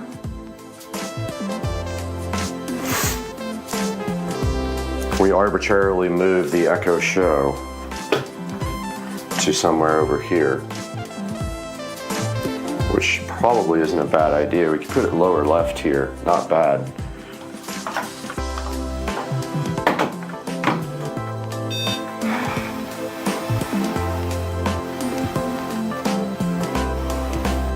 Okay. There's the next stud. Right there. We'd have to put it on this side. I think that's kind of the plan now. Just put it here. Take the power through the other side. Yeah, I think that's the move. I'm not sure. If I don't center it, it's gonna look weird. I could center it over the sink,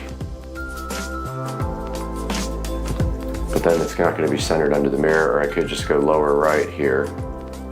That's probably what I'll do, is put it right there. And it's going to be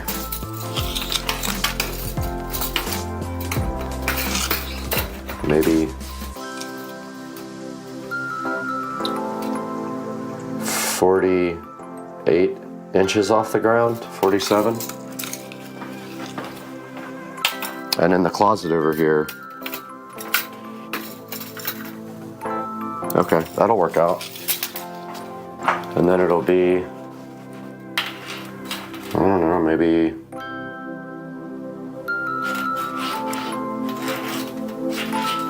seven inches from the wall.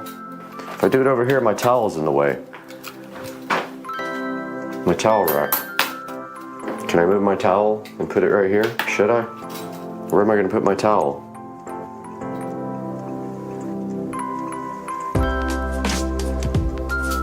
I don't know. Towel over here? No, it'll get right in the way. Smaller towel? I have no idea.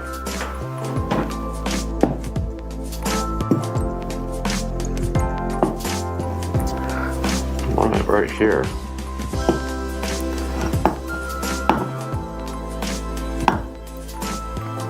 The mirror is 48. I'm gonna go get my tape and mark off the mirror.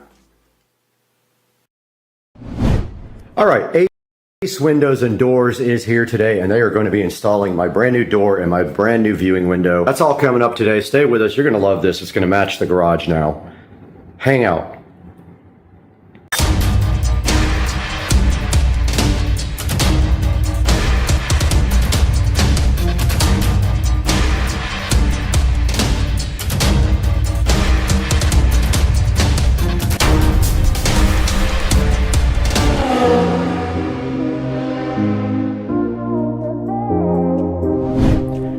Ace Windows and Doors just pulled up in their van, and they are going to be replacing my door today. So he is outside getting everything prepped up now.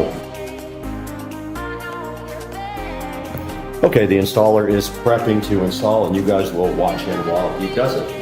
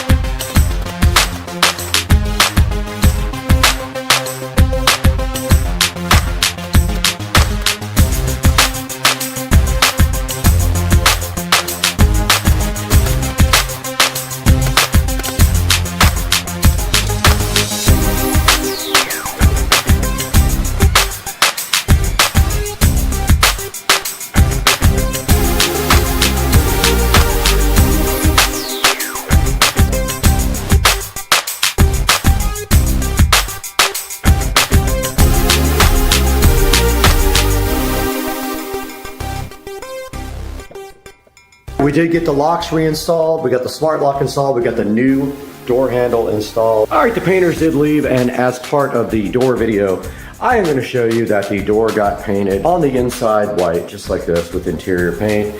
And then if you step outside, and by the way, it is pouring down rain right now, and it has been for like the last hour. It's starting to slack up. But if we take a look outside, they did paint the outside of the door black. So there we go. This project is done. Got the new door, got the new viewing window. It looks awesome. I'm super hyped, and it matches the garage door. And I'm so thankful for you guys watching this video and subscribing and liking. We'll see you guys on the next one.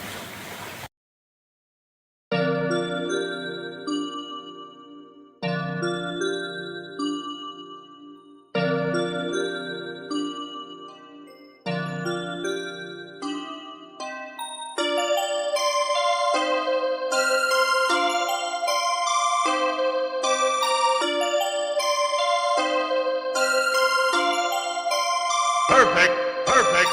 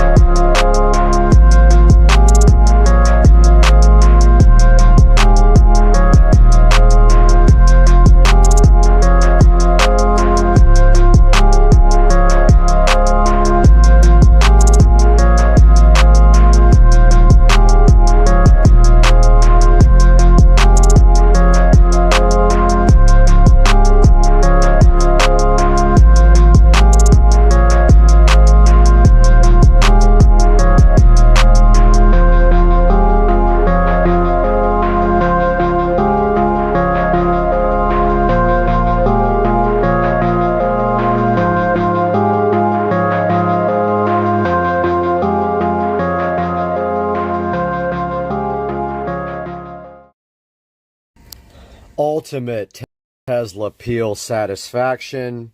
New sill plate. Let's go. Let's go.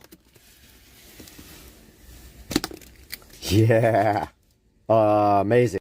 All right, we're at Joe's house and he finally got modern and got a backlight for his TV, but he tried to order fluorescent, but they only had LEDs, so he was like, okay, I'll upgrade.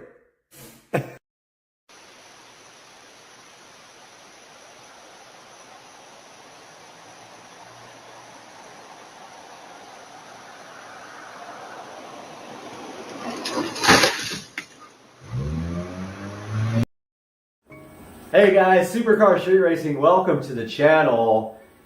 Got a little bit to talk to you tonight about MHD. So, been with MHD for a couple of years now. These guys have been good to me. They have done nothing but positive things for the E93 BMW. N55, don't get it wrong, I know you got an N54. I got N55. Last year it was made. Even the 335IS still got the N54. But I got the N55. So N55 actually upgraded motor from the N54. They fixed a lot of the issues with the N54 when they went to the N55. However, the tuner market is more there for the N54, even though you can get good stuff for the N55. Let's talk a little bit about MHD. So there's two ways to flash your car. There is a plug-in unit called the JB4. Old school. Plugs right into your engine wiring harness and programmed with the flashes for the JB4. It interfaces through your, computer or your stalk. You can actually control maps and things with the stalk on your steering wheel, and that is a plug-and-play harness application, and it's very popular. And before we had Android flashing devices, you had JB4. Nothing against JB4. However, MHD is an Android flash only application. It uses a cable for DCAN. So DCAN is the BMW OBD2 port. DCAN to USB. USB to your phone or a tablet or a computer. Whatever you have, it works. It's just, you buy a cable, plugs in your OBD2 port, USB into your phone, good to go. So what are the differences? So MHD has, just like JB4, off-the-shelf tunes based on your modifications. Now let's say you just have nothing, stage 0, I just want some horsepower. Flash the stage 0 map, you'll get some horsepower. A good amount. It'll feel way different than stock. Trust me, it's a big upgrade. If you want the real power though, you're gonna have to do the downpipes and the intercooler. That's where the big power is. N54, N55, same power levels, close with downpipe intercooler. What are we talking about power-wise? So on 93 octane fuel, not the 91 crap you get in California, you're probably talking about 75 wheel horsepower, which is substantial. Let's say 100 motor horsepower. Motor makes 320, you make 420. What about on ethanol? So most places have E85 available now. So what can you do on ethanol? Well, depends on what you have. So the 2011 late model N55 has a better high pressure fuel pump than the earlier models. You can do a little bit more on that guy. You can make 50% ethanol happen. Probably on the N54, you're looking at 35 to 40% ethanol as your maximum ethanol content. I happen to have the N55, the later model. I have the upgraded high pressure fuel pump. I run 50%-ish ethanol, but you can never tell. I'll explain that in a minute. The problem with E85 is ethanol. It says E85. 85% ethanol. However, E85 can be anywhere from, at the lowest, I've seen 50, at the highest, I've seen 95. So you're lucky if you get the high end, you're unlucky if you get the low end. Usually you get 85-ish, a couple of points under over. Now, so what's the positives of running ethanol? Ethanol's cheaper than premium, so it's about $3.30 right now. It used to be $1.80. Welcome to our current situation. It makes more power. It burns cooler. All three of these things lead to better ignition timing, more horsepower, cheaper fuel, and for you, that's amazing. That's what you want as a car guy. You want the cheapest possible fuel that makes the most horsepower, burns the coolest, and just feels good to run. It just smells amazing too. If I could smell, I can't smell anymore, so I don't know. So ethanol, I run an E50 mix on MHD. So here's MHD right here. Now let's talk about what happens if you want to run more than 50% ethanol. Cannot do that. You cannot do that on the stock fuel system. The reason is ethanol has a different air-fuel ratio per parts of fuel than 93, 91, 100 octane. It takes more fuel to get the same air-to-fuel ratios that it does with standard fuel. If you need X amount of fuel for 93, you're going to need X plus whatever for ethanol to make the same air-fuel ratio so that your motor is not running lean. What's going to happen when your motor runs lean? Well, your computer is going to cut fuel. It's going to cut ignition. It does all that when I mix incorrectly. Is it a guessing game right now? Yeah, it is. It is. I don't know what I'm putting in the tank. I guess. I know from experience how many gallons of E85 to mix with 93. Now don't forget, 93 octane has 10% ethanol already, so you have to factor that in. There's good calculators online. There's an E85 calculator. I'll put it in the link in the description. But you got to know where your ethanol content is, and that is all part of getting the right fuel system. What happens if you want to run more boost than stock? Let's say you want to go upgraded turbos or a single turbo even. What do? Well, there's two ways you can do this. Unfortunately for me, my N55 does not have, nobody makes an upgraded high pressure fuel pump for my car, unfortunately. This car is direct injection. You've got the low pressure fuel pump in your tank, delivers fuel to the high pressure fuel pump on your engine, driven off the crankshaft, multiplies this pump times, thousands of RPMs, injects high pressure fuel directly into the cylinder head. That's why you can run E85. Direct injection. It's not port injection, totally different. That's in the intake manifold. This injects fuel directly into the cylinder head, so there's your difference. Now, let's say I want to run a single turbo or larger, than stock turbo. An N55 technically is a single turbo. Let's say you want to run a big single, like up top or down low, whatever. In that case, you're either going to need you're always going to need a low pressure fuel pump. Your low pressure fuel pump will not be able to handle anything more than stock. Bank on a low pressure fuel pump, E85 certified. Go to Fuel It if you need one. I'll put a link in the description. Fuel It has everything you need. You're going to need a low pressure fuel pump, and you're going to need port injection with injectors, or a low pressure fuel pump and a upgraded high pressure fuel pump. If you're an N54 guy, you're lucky. Those are available. You don't need port injection. But if you want to go port injection, MMP has a very good solution for this. It's on the screen right here. I'll put a link in the description. $580 for the N55. For the N54, same price. S55, same price. And if you always have to have an injector controller for this guy. The injector controller will interface with MHD. And I never mentioned this, MHD can be custom flashed. There are tuners out there, Twisted Tuning. There's tons of them. Do a search, MHD tuning. You'll find millions of them. On the forums, there'll be threads about, custom tuning. Those guys can interface with this injector controller. Motive makes an amazing injector interface for MHD. Plugs right in. It's made to go with port injection and control these extra injectors. This guy comes with 1050cc injectors. Comes with the sandwich plate. Comes with your extra fuel rail. It's good to go, man. Look at this. It's a fantastic kit.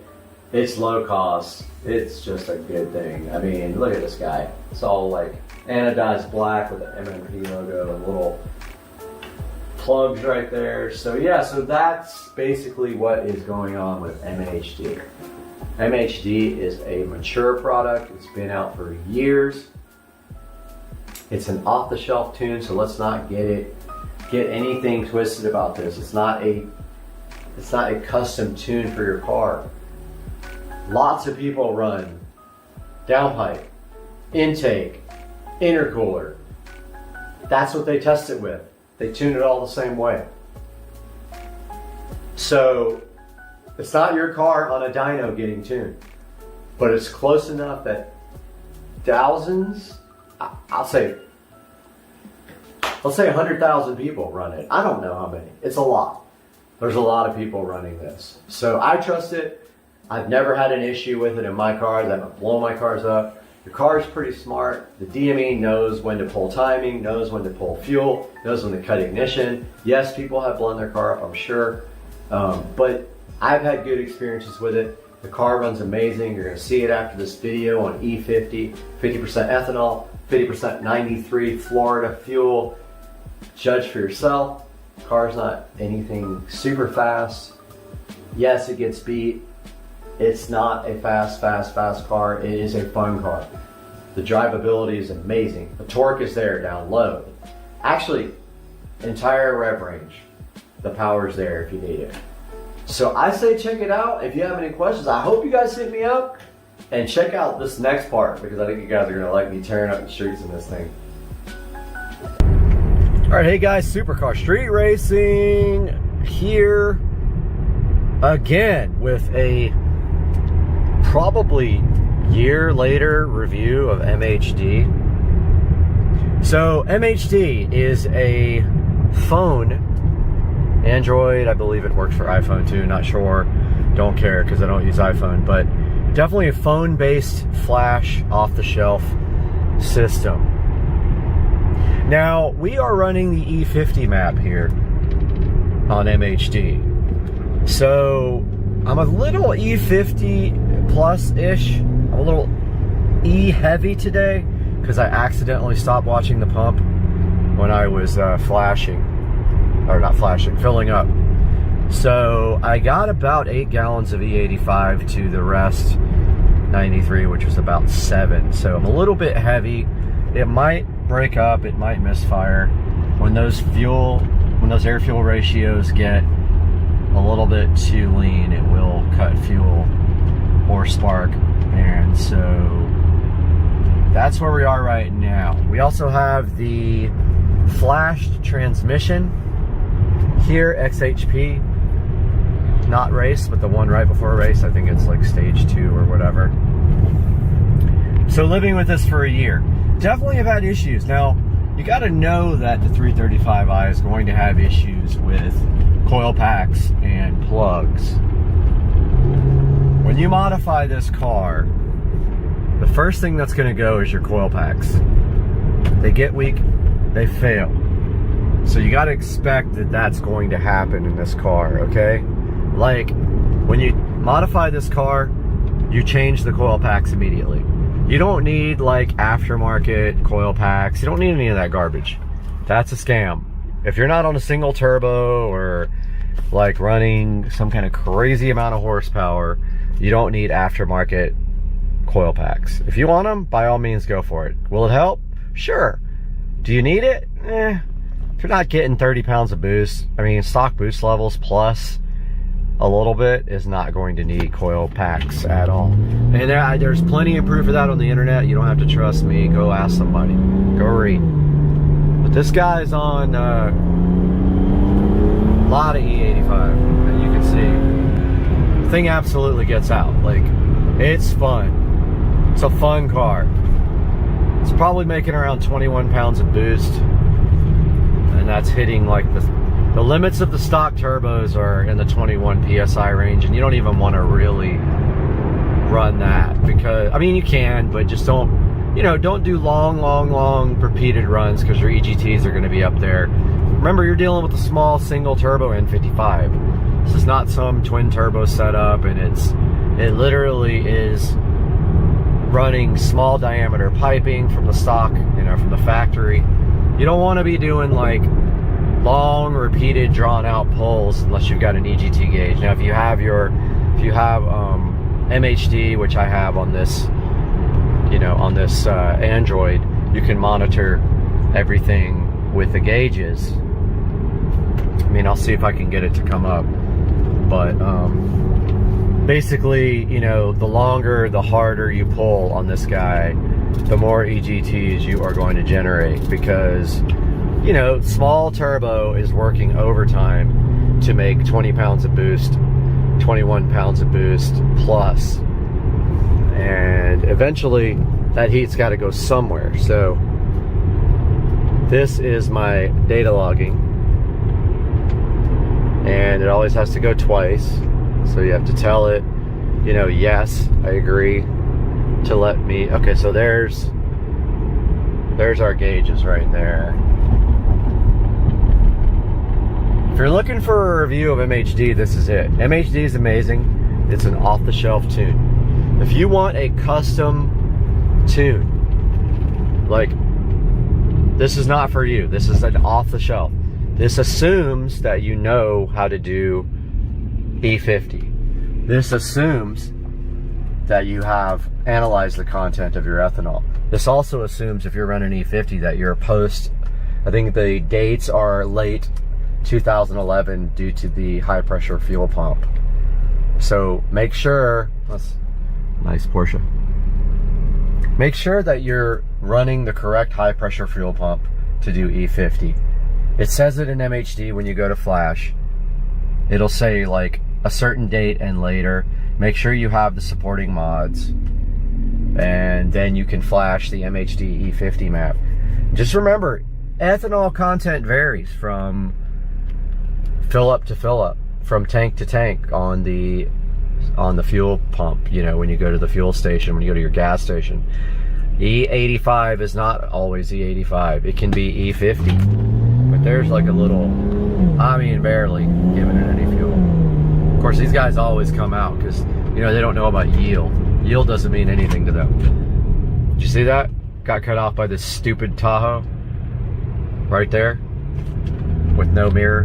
His passenger side or driver side mirror is like literally fogged up to the point he can't see. So estimations in this car, it's got actually a horsepower graph right there, which really means nothing, but this car is probably making 380 wheel to 400 wheel, depending on, the guy's got no fucking taillights either. You know, upper 300 wheel, which in this car is really fun. I've had 1,000 wheel horsepower cars before. It's not like that. This car doesn't pull hard all the way to redline. It pulls really hard to maybe 6,500, 7,000, and then that's 6,000, and then it loses steam.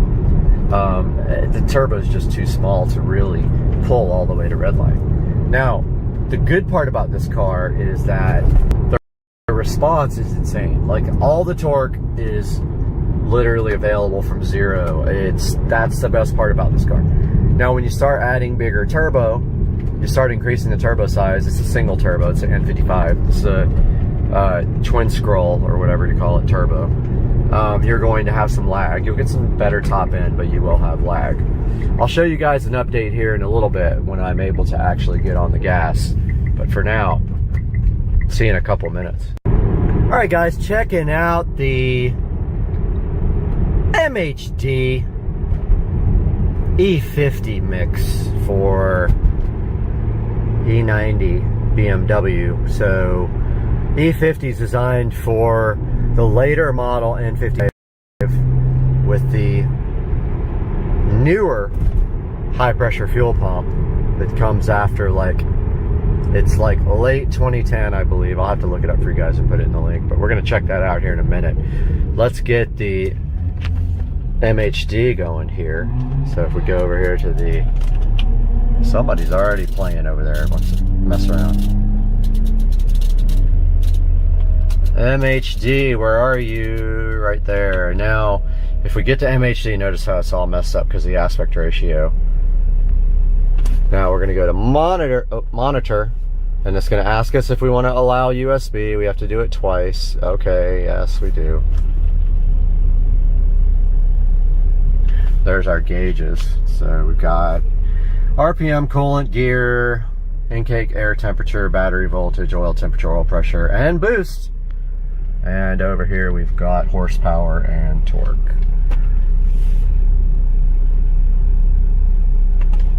Can't really do much right here, but when we get to like a better place, but here's a good look at like MHD.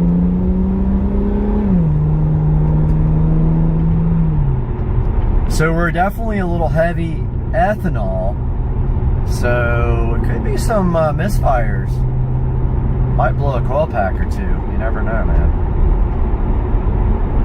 But there's horsepower, torque there on the right hand side of the ID4. I think my display is a little bit cloudy. Let's see. Yeah, I think it was a little bit jacked. We'll be back here when we can actually do something. All right, so just a little bit of drivability on MHD. Literally, you can't tell at all that you're tuned when you just are driving down the street normally. E85 cold start is about a second longer than without E85, and so that's acceptable to me. I don't have smell anymore because of COVID. I've lost it for over a year. I don't smell anything related to fuel or oil, so I don't know anymore what E85 smells like, but I've been told the car smells like E85. So it's got that corn smell going. And other than that, the transmission has nothing to do with MHD, but transmission on XHP has some hiccups here and there, but mostly they've got it down, like they've got it nailed. So I don't have issues with that anymore. It actually shifts really good on sport mode. And you notice like with the ID4 instrument cluster now, I'm in regular mode. That's the theme I have set for regular. If I flip it over to sport, it goes like this. So yeah, we got a bunch of freaking slow people here. Yeah, we're gonna have to let people go in order to do something with video. I can tell already because people are driving like morons tonight. So I'll hit you guys up as soon as we have a free space. All right, people are literally driving like fucking idiots tonight, so I'm letting people go way ahead, hoping nobody gets behind me, so we can do a little pull here from 0. Let's turn traction control off. Oh, somebody's behind me. So I probably pull off and let them go ahead, I guess.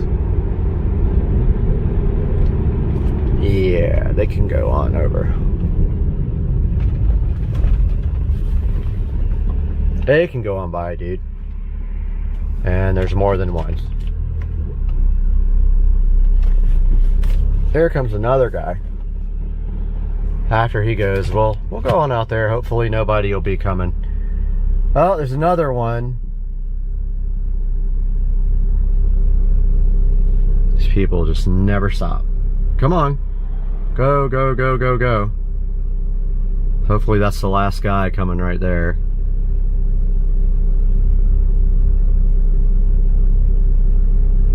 Looks like it might be.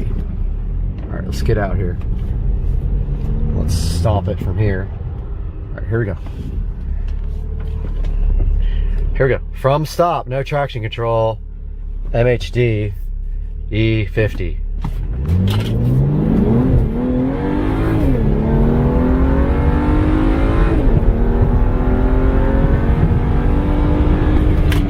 Somebody like stopped right in front of me. Let's do that again. There's somebody behind me, so I'm gonna pull off up here and try again here in like 2 seconds. All right, so the car was a little bit cockeyed. The car's running really good though. Like, it feels great. I think they might have turned off. Yep, they did. They turned off. Okay, let's get out here. Here we go. E50, MHD, E85. Here we go. 1, 2, 3, right from scratch. go. There's 60, 70, 80, 90, 100. And that's all we can do on this little road. So that's 0 to 100 MHD. E50, car's running so good, even with a little bit too much ethanol in the mix. Good run, man, good run. So there you have it. I mean, that was no traction control. Car broke loose at first gear, but this car hooks up freaking awesome with Pilot Sport 4S's. Yes, the car's not anything amazing. It's not like a supercar. It doesn't make 600, 700 horsepower. It makes 450 at the wheel. I mean, at the engine, 425 at the engine. That's plenty, man. You're gonna get yourself in trouble with anything more. But I just wanted you guys to see how cool E50 is on this car, and it runs great right now. And you saw it. It's not like doing 0 to 60 in like 2 seconds or anything like that. Maybe 4, maybe 4.5. Who knows? But man, this car is fun to drive, and I absolutely love going out on the street and getting people who want to play, because it surprises a lot of people. And yeah, it doesn't beat everybody. That's not the goal. The goal was that when I had my IS300 with my Supra swap and my Supra with, you know, 800 wheel, 900 wheel horsepower, that's when you beat most people and bikes, or, you know, 80% now, because everybody's got 1200 horsepower Lambos and Audis and all that. But man, that was fun, guys. Over 2 years, I think, with MHD, and still a blast. I don't know how much boost we made. Usually about 20 PSI, and the horsepower readings always go over 400. So I love that. I just love it. It's just so much fun, and I hope you guys get a 335i, and I hope you tune it, and I hope you hit me up in the comments and ask me questions and want to know how to do it. I'll be glad to help you. MHD 335i. Later, Gator. All right, guys, we got the mini beer shots, and nobody knows how to make them on Earth, but you get the liquor 43, you get the heavy whipping cream, you put the liquor 43, and then you put the heavy whipping cream on top, and you got the mini beer shots. Right? Damn, My sister knows. Welcome to Supercar Street Racing, and today we've got something special.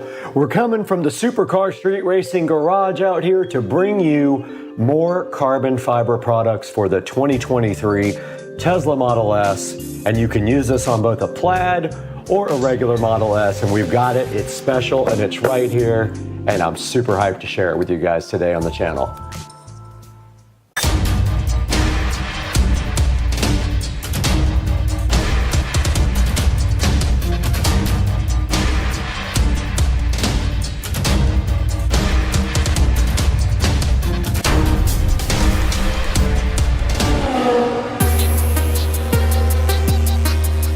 Welcome back to Supercar Street Racing, and right here and right now, we're out in the Supercar Street Racing garage bringing you some more carbon fiber fun from RPM Tesla. Now, RPM Tesla makes a lot of aftermarket accessories for the Teslas, and one of the things I love about them is they have a lot of aftermarket carbon fiber. The great thing about having a Tesla is there's so many companies out there that can provide you with aftermarket accessories, but you gotta trust a company like RPM Tesla who've been doing it for a long time now, and I have a bunch of their products, and they're all very high quality, and they always fit perfectly, so that's why I went with them again.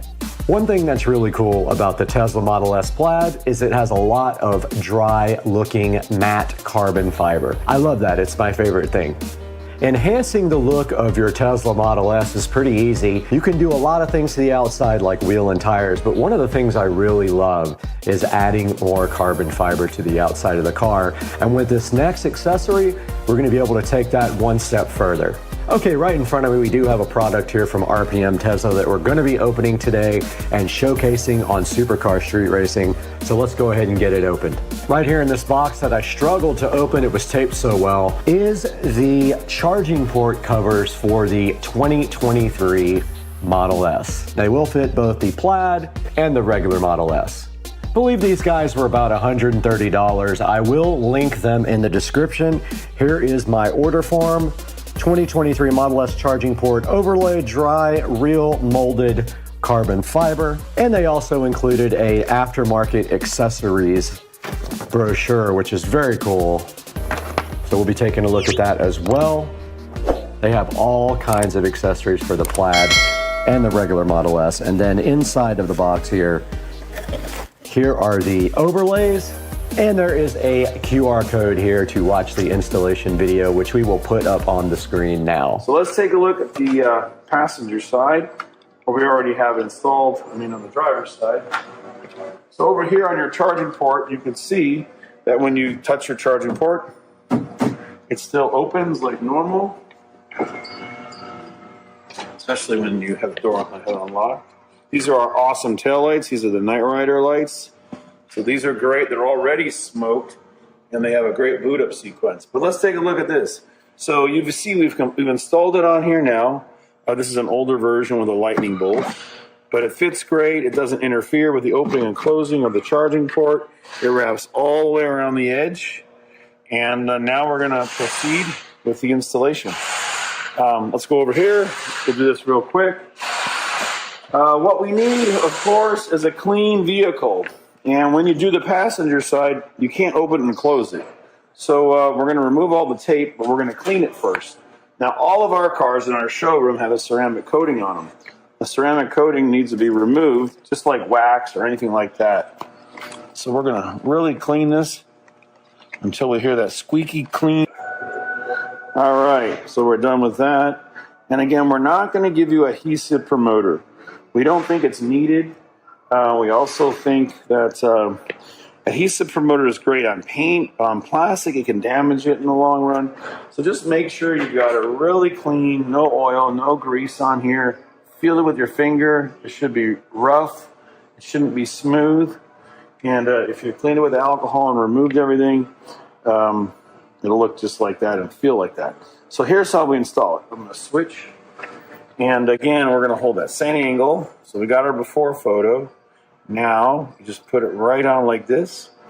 Put it right on the top. Look how you can remove it if you don't like where you put it. But hook the back of it over the edge like this and go all the way up to the top. There. And we're on strong. And we're on here. And it's fitting perfect. So you're just going to peel and stick. And if for some reason you need to move it, I'm going to switch with you again.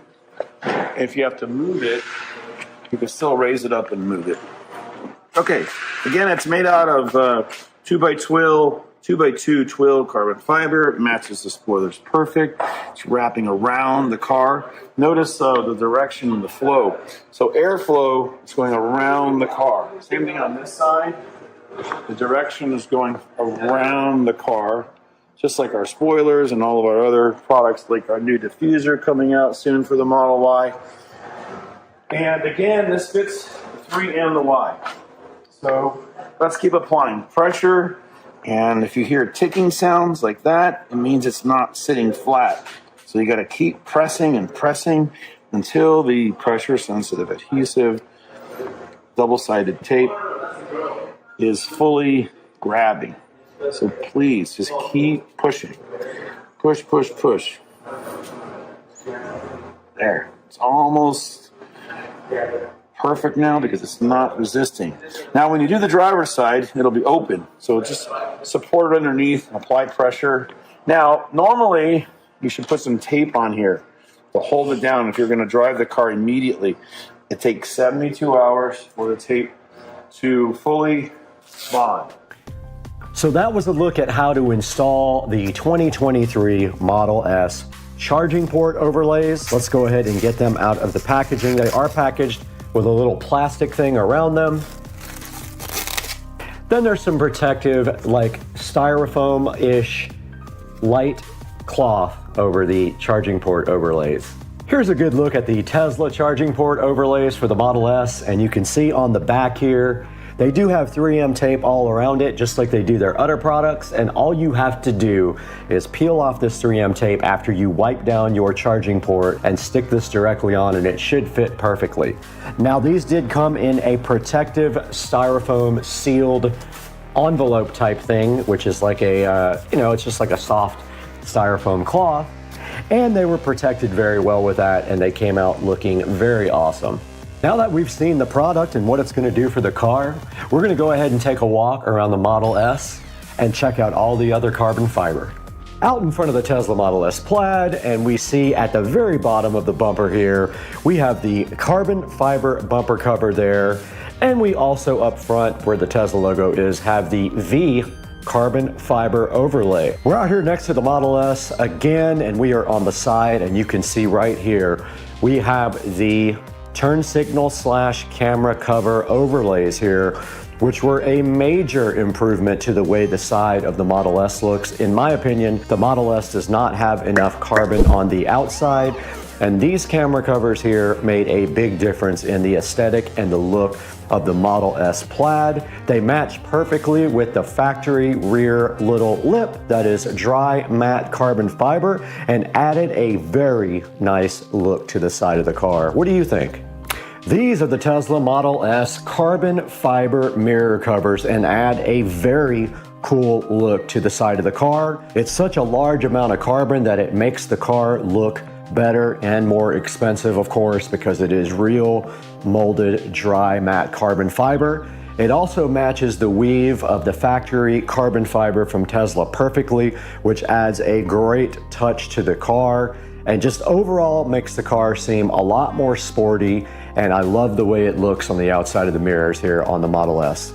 These are the Tesla Model S door handle covers, and they are also in dry matte carbon fiber, and they are inexpensive, and basically they just press directly on to the outside of the car door handles, and they add yet another nice touch to the side of the car. They really stand out up against the satin wrap here on the 2023 Tesla Model S Plaid. So those are the door handle covers. There will be links to all of this in the description of the video. We're at the back of the Model S, and you can see here the factory rear lip from Tesla is matte look carbon fiber.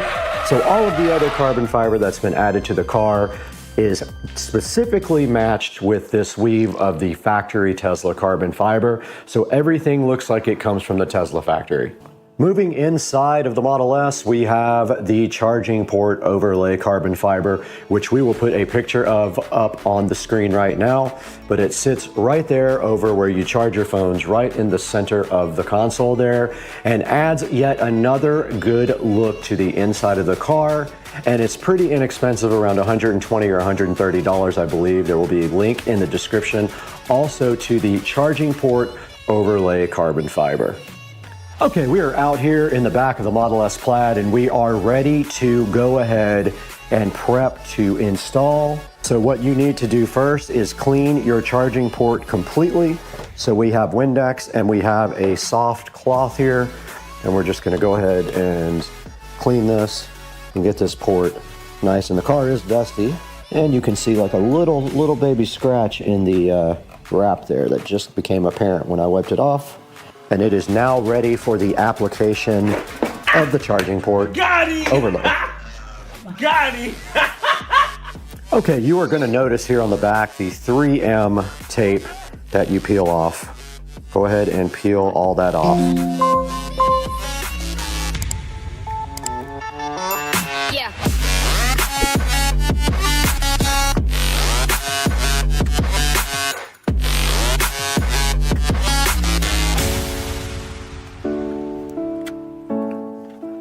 Okay, we're now ready to install our charging port overlay, and you simply move this right over the top, and there will feel like a hook action. So it'll feel like it hooks on it when it's in the right spot, which that feels pretty close, and then you just simply push down on it, and it did open up for me. I forgot to lock it. Just remember, once it's on there all the way, it's gonna be very difficult to take off. But it is in there now, and we will close the charging port door so you can see it. And that's gonna do it for this side. There is a little bit of 3M tape that got caught underneath this that I have to get out. And I'm gonna go ahead and go do the other side. There is no room to shoot over there. We just successfully updated the Model S with the charging port overlay, and it came out very nice. So we are done with this project for the carbon fiber. We're gonna throw it to the studio now And Brad's gonna show you inside the 4K production studio how you can get these for your Tesla.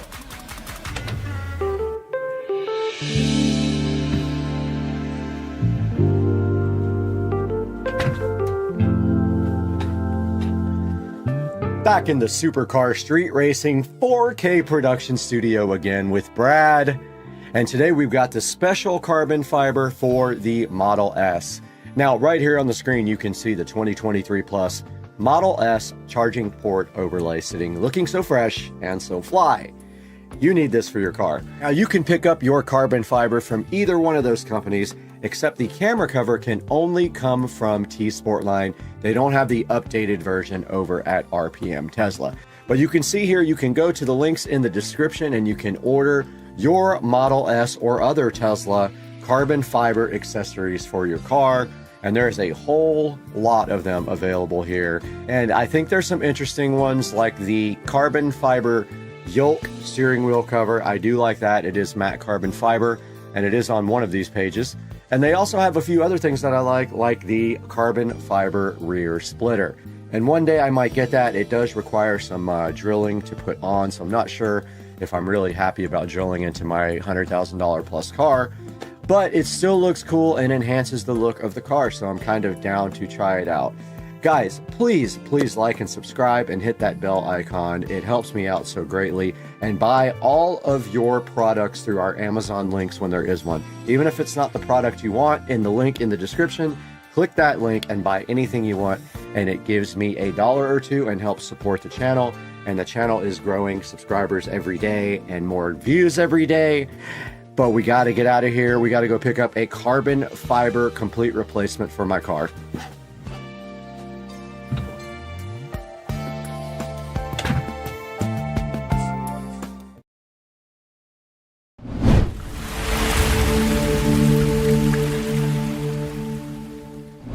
What's up, guys? We are back on Supercar Street Racing again, and you see in the Supercar Street Racing living room literally nothing happening except what's on this table, and this is a safety device for the Supercar Street Racing awesome channel, and we've been needing this because we need a backup solution for the channel, and this is going to be it.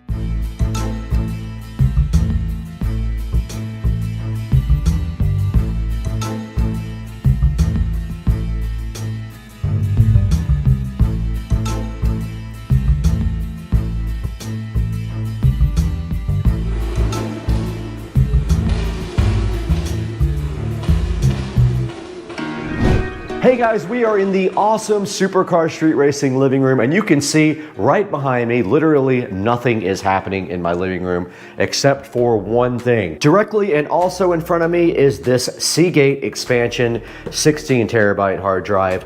My plan right here and right now is to use this backup device for the Supercar Street Racing awesome editing studio. Now, as you guys know, we did put in this cool solid state drive here, right here. This is a solid state NAS that uses M.2 SSDs, and it does have about 12 terabytes. However, we need to get some of that data off of there because we have a lot of data after editing for so long. So we are going to hook that directly up to this NAS right here and go ahead and use the backup feature of the NAS to back up our data to the 16 terabyte expansion drive. Now, this does have USB 3.0 and it will plug directly into the back of this NAS right here. But let's get this thing out of the box right now and go ahead and see what exactly we are dealing with, because I don't know what is actually in here. It says something about rescue recovery data services included. I think that means if your drive fails, they will help you get your data, but I'm not 100% sure yet. So let's figure it out. Let's get this thing unboxed and see what's inside.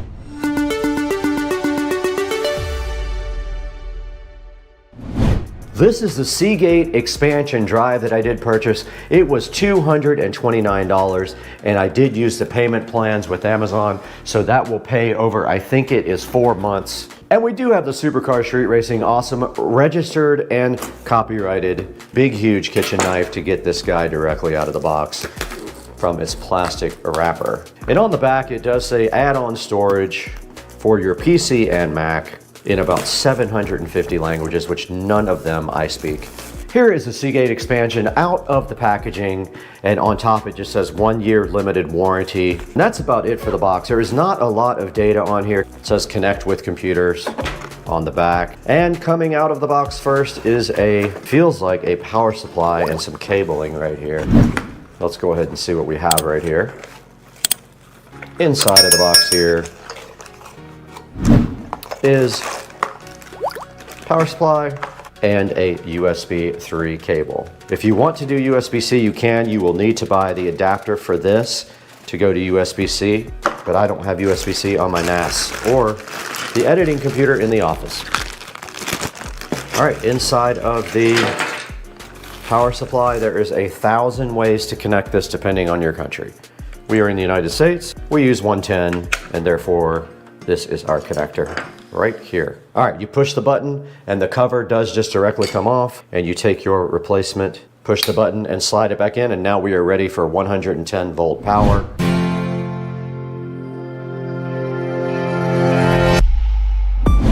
Now directly in front of me, we do have our hard drive to get out, and it is accompanied by some cardboard and is inside a plastic condom. Has a kind of a cool carbon fiber like look. Very, very minimalistic, and on the back / bottom, it does have the connector for the cable and the power supply. Let's go ahead and connect the cable to it, and you can only be connected one way, and it is connected. And now the power supply just does go in just like this. And that is it. That is all there is to using the Seagate expansion drive. Now let's get it into the NAS and see if we can figure that part out.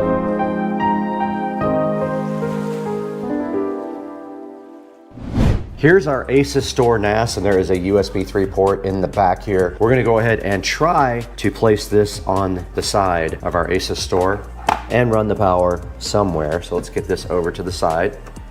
We have plenty of space now for this, but I just need to get in there and get these cables from the back. Let's go ahead and do that now.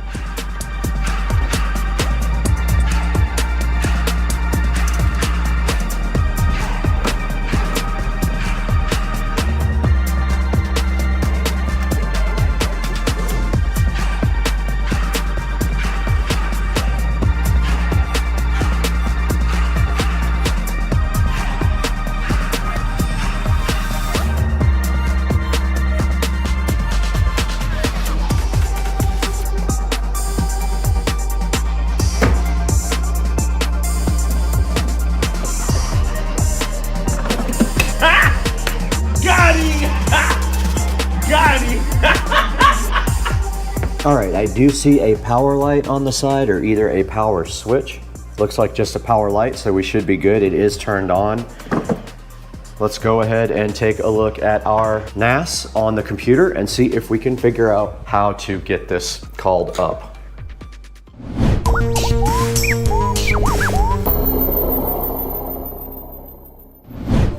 Okay, we're directly in front of our NAS page right now.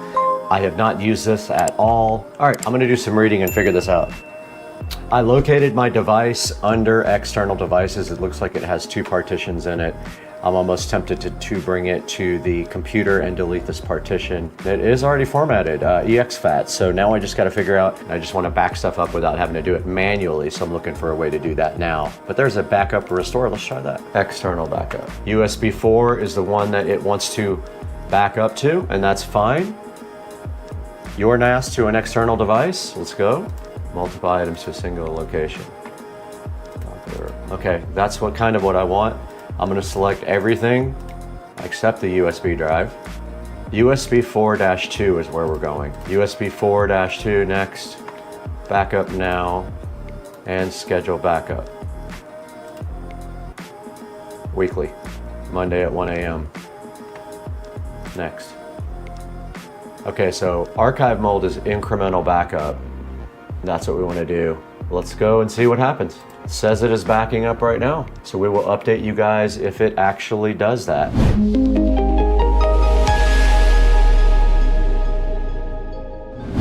Good morning, it is another day, and I wanted to give you guys a little update about the Seagate expansion drive and the backup from NAS. Now this is my ASUS Store NAS control panel. And as you can see right here, It has a lot of different apps, and you can actually add more apps from their app store if you want to. But part of the basic applications that come with the ASUS store is backup and restore right there. But I wanted to first show you guys external devices here. Now, if we go here to the external devices, you can see the Seagate expansion came with 2 different partitions. One was 196 megabytes and the other one was 14.55 terabytes. I did not remove the first partition. I might eventually do that. For right now, this is fine. And also, as part of the apps that come with the ASUS store, you get this cool little thing called backup and restore. Now, if we go here to external backup, that is how you do a backup from the NAS to an external device or vice versa. We have our backup here. Now, it finished at 7:54 p.m. last night. So it took probably 8 or 9 hours to do around 6 terabytes, which is not crazy, being that it was USB 3.0. So this backup here, if you go into it and you click edit here, it shows you that we're backing up from my ASUS store NAS to an external device. We're telling it to put everything from the source to a single place on the destination. We told it what folders. We told it which partition. Now here's where you tell it the schedule. It's gonna back up weekly, 1 a.m. on a Monday morning. And then here's your options for the backup. You can do an incremental backup, and then there's a few little other options. And then when you're done, you can go ahead and confirm your backup. Now you can change the way that backup works by editing some of the options there, but that's my current plan, is to back up this until it gets full. What I'm gonna do after that is go ahead and buy another drive of the same kind. I'm gonna take that one and store it away in a safe place off-site. So that is my plan to archive my channel for the near future. I don't keep anything on the local machines. I edit off of the NAS, so that way I don't have to back up these local machines. Most that could happen is that if these machines failed, I would reinstall Windows and reinstall DaVinci Resolve, and that is not too hard to do. So that is the way this works here for the Supercar Street Racing channel. That's going to keep the channel safe and keep it from losing data.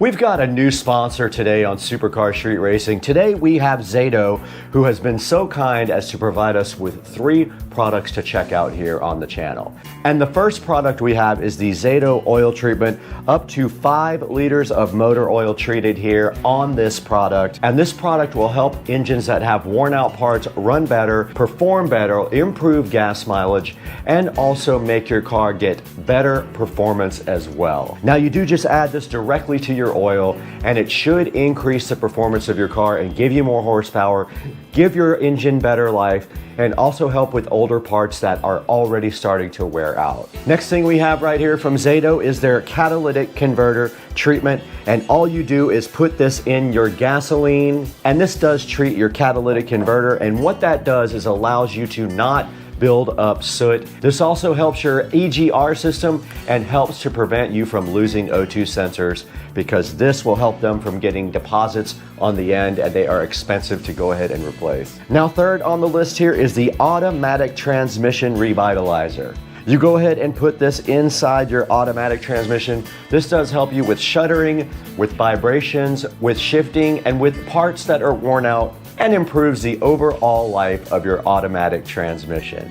All 3 of these products are going to be available in the description. Go ahead and support the channel by clicking the official links in the description. And I want to thank Zato for becoming a sponsor of Supercar Street Racing. Without them, this video would not be possible. Back at Supercar Street Racing, where the live stream is going strong right now, we have the Seagate expansion 16 terabyte drive looking so fly right here in front of me, and you can see right now that it is $229. I did purchase this for $229, and you can see you can do a plan here for payment, and this is the Affirm plan, and it is not charging interest. So if you want to do that and you can get 0% interest, all you have to do is click that little button there when you buy your Seagate expansion. Now if you're interested in a bigger one, when you step from 16 terabytes at $229, you go up to 18. The price goes to $329, so it costs you $100 more bucks. Up to 20 terabytes, 24 will cost you 517 bucks. That's the Seagate expansion, and right now on Amazon it is sitting at a cool 4.6 stars. It has 262,000 reviews. That is a very good review for the Seagate expansion drive. So looks like people are trusting this drive and giving it good reviews. It has a connector for the back of the drive to a USB 3, and you can actually get a cable for this that will adapt it to USB-C. Looking at the side of the drive there, like I showed you earlier, it has kind of a carbon fiber look. It's saying that once you get this a 20 terabyte drive, if you choose a 20, you're gonna have some massive space that you didn't have before for anything that uses USB 3.0. And you can drag and drop stuff directly out of the Windows and the Mac there. And right there, it's showing you the smaller version of the drive right there. It does come in smaller versions as well.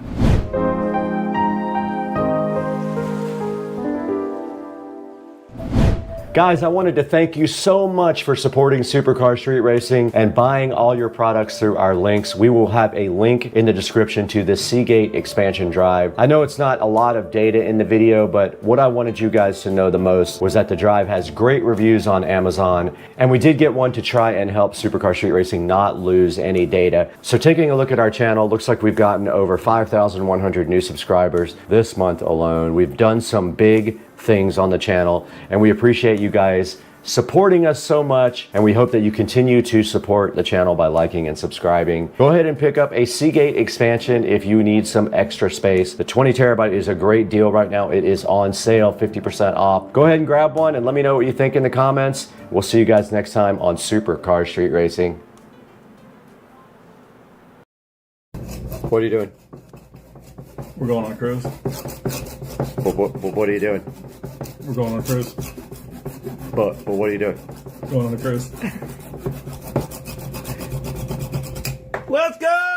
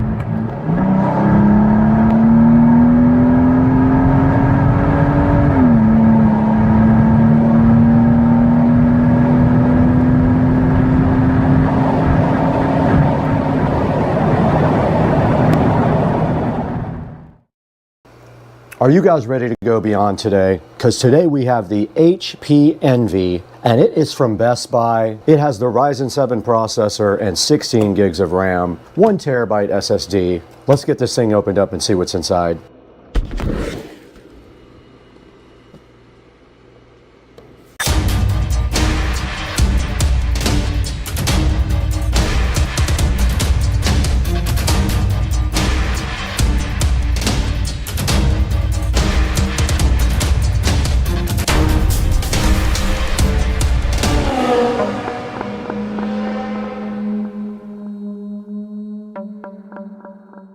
Now we're right in front of the HP Envy and also in front of the iMac that we did purchase from a thrift store. You can go ahead and check out that video later. But right now I've got this backwards actually because it does open up from this side. But if we go around the side here, we can look at the model number, and it is a HP Envy X360 2-in-1 laptop. This thing does have the Ryzen 7 processor on it, and it does have a terabyte SSD in it and 16 gigs of RAM. Now, one of the things we're going to be doing today is actually we're going to edit this entire episode on this laptop. This is not an editing machine by any means. It doesn't have a super fast video card. This is a super fast processor, but not a fast video card. But we're going to set this up for Rich and Trish live. While we do that, we're going to be recording that, and then we're also going to get this thing going for them, as far as we're going to take all the bloatware off and install all the necessary antivirus and other software that. Oh.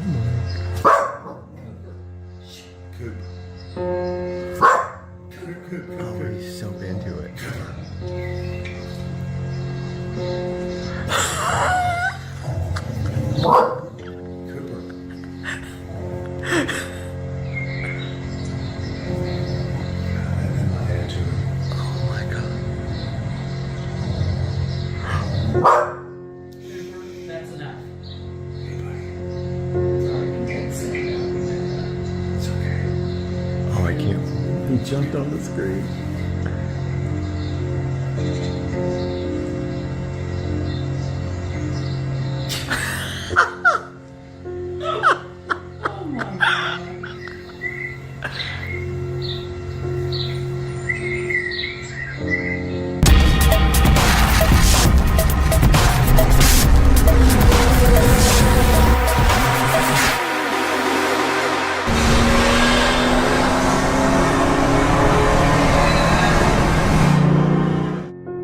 Morning, guys. They are out here. Going to start on the step tile. So looks like he went ahead and marked off his design here. So there's going to be one stripe of step tile on these steps, and then on the step out there, and that will be this tile here. So he will be cutting either one or two stripes. I'm not sure. Probably 2 rows for the steps out here. Then it'll be time to do the plaster in the pool. So we'll check back with you here shortly.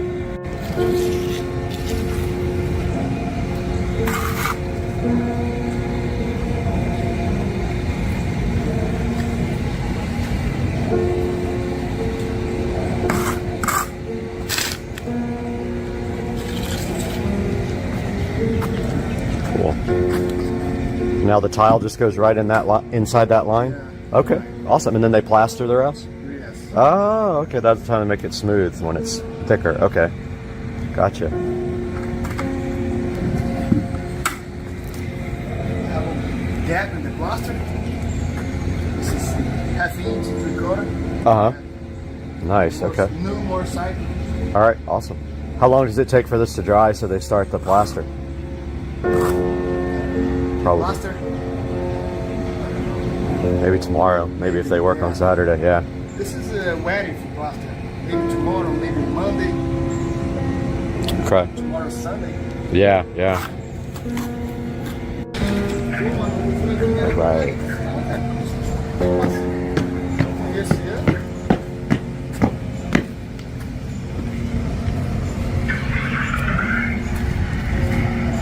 Looks like that's where it's going to go on this step.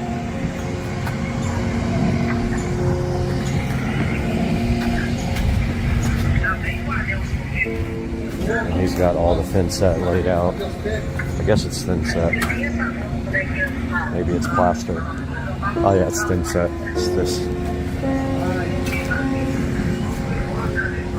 this stuff, Pool Bright. Swimming pool finish.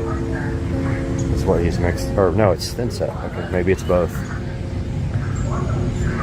So a little bit of progress happening here.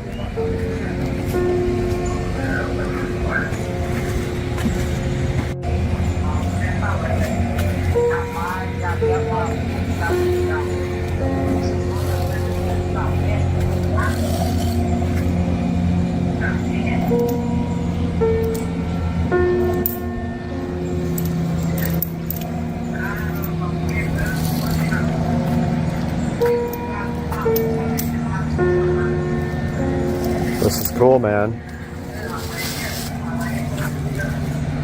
So it's 2 for 2 stripes, right? Yeah. Okay, gotcha.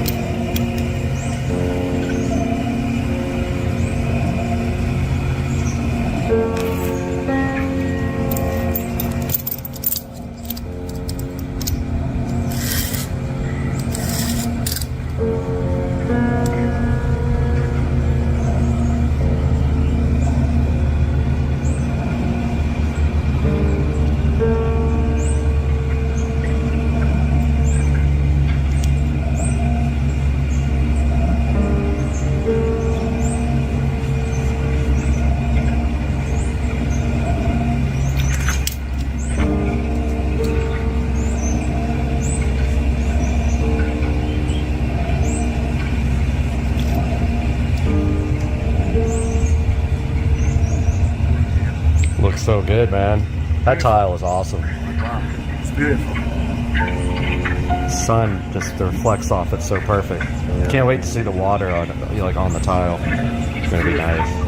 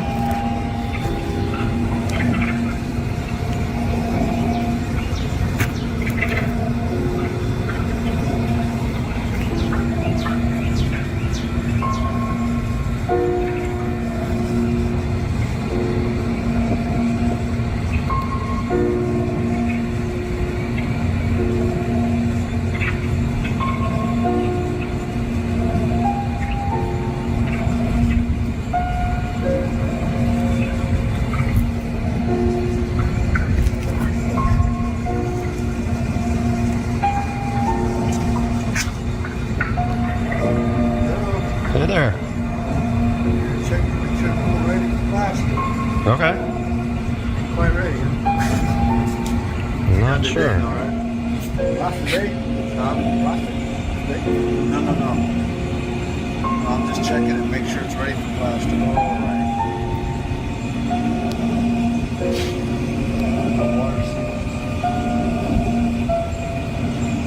But you'll have the towel done today, right?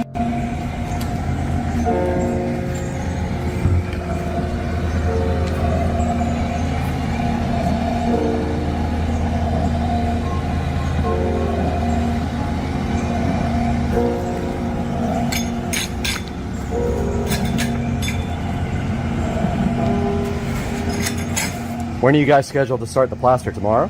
No, I don't need to schedule it. Oh, okay. I'm just here here to make sure it's ready for. Gotcha. Okay. You guys work on Saturday though with the plaster?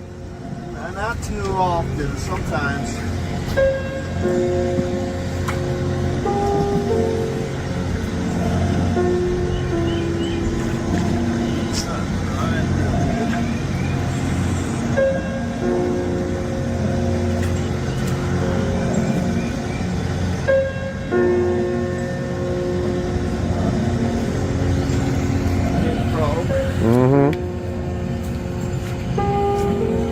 All right, little update over here on the step tile.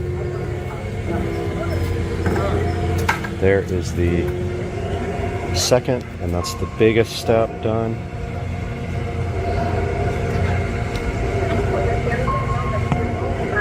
It is hot out here. So yeah, he's working on the third step now. That's a good view of what it looks like right there.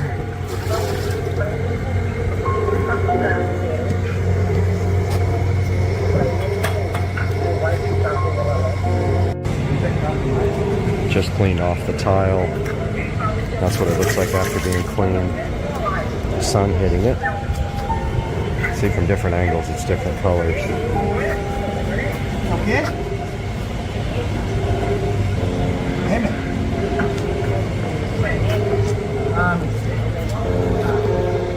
Just straightening the extra ones that are a little bit crooked. Then down here they're trying to get this part dry because the water tends to creep up through the drains from underneath the pool. Guess there's a big box under there. That is like a drain box. And the water will keep coming up. They're going to try to get that dried out. So he's also putting some kind of sealer around where the ports were and also around the niche. There. Probably should have went ahead and gotten all LED lights drilled out, but I didn't. Oh well. Alright, taking a look at the step tile on the other side.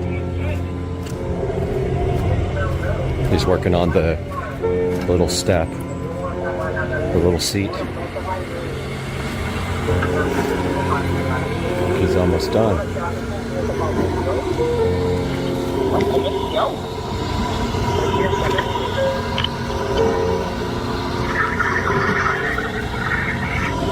Give you guys an update. That's great. Alright guys, taking a look at the step tile now in its completed process. All done. Check it out, guys.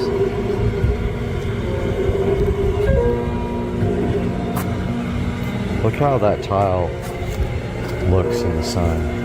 When that water hits it, it's going to be so good.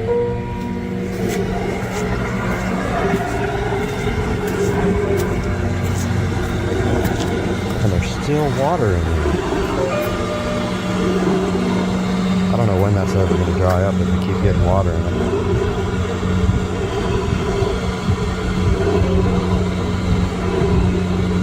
Where's that coming from?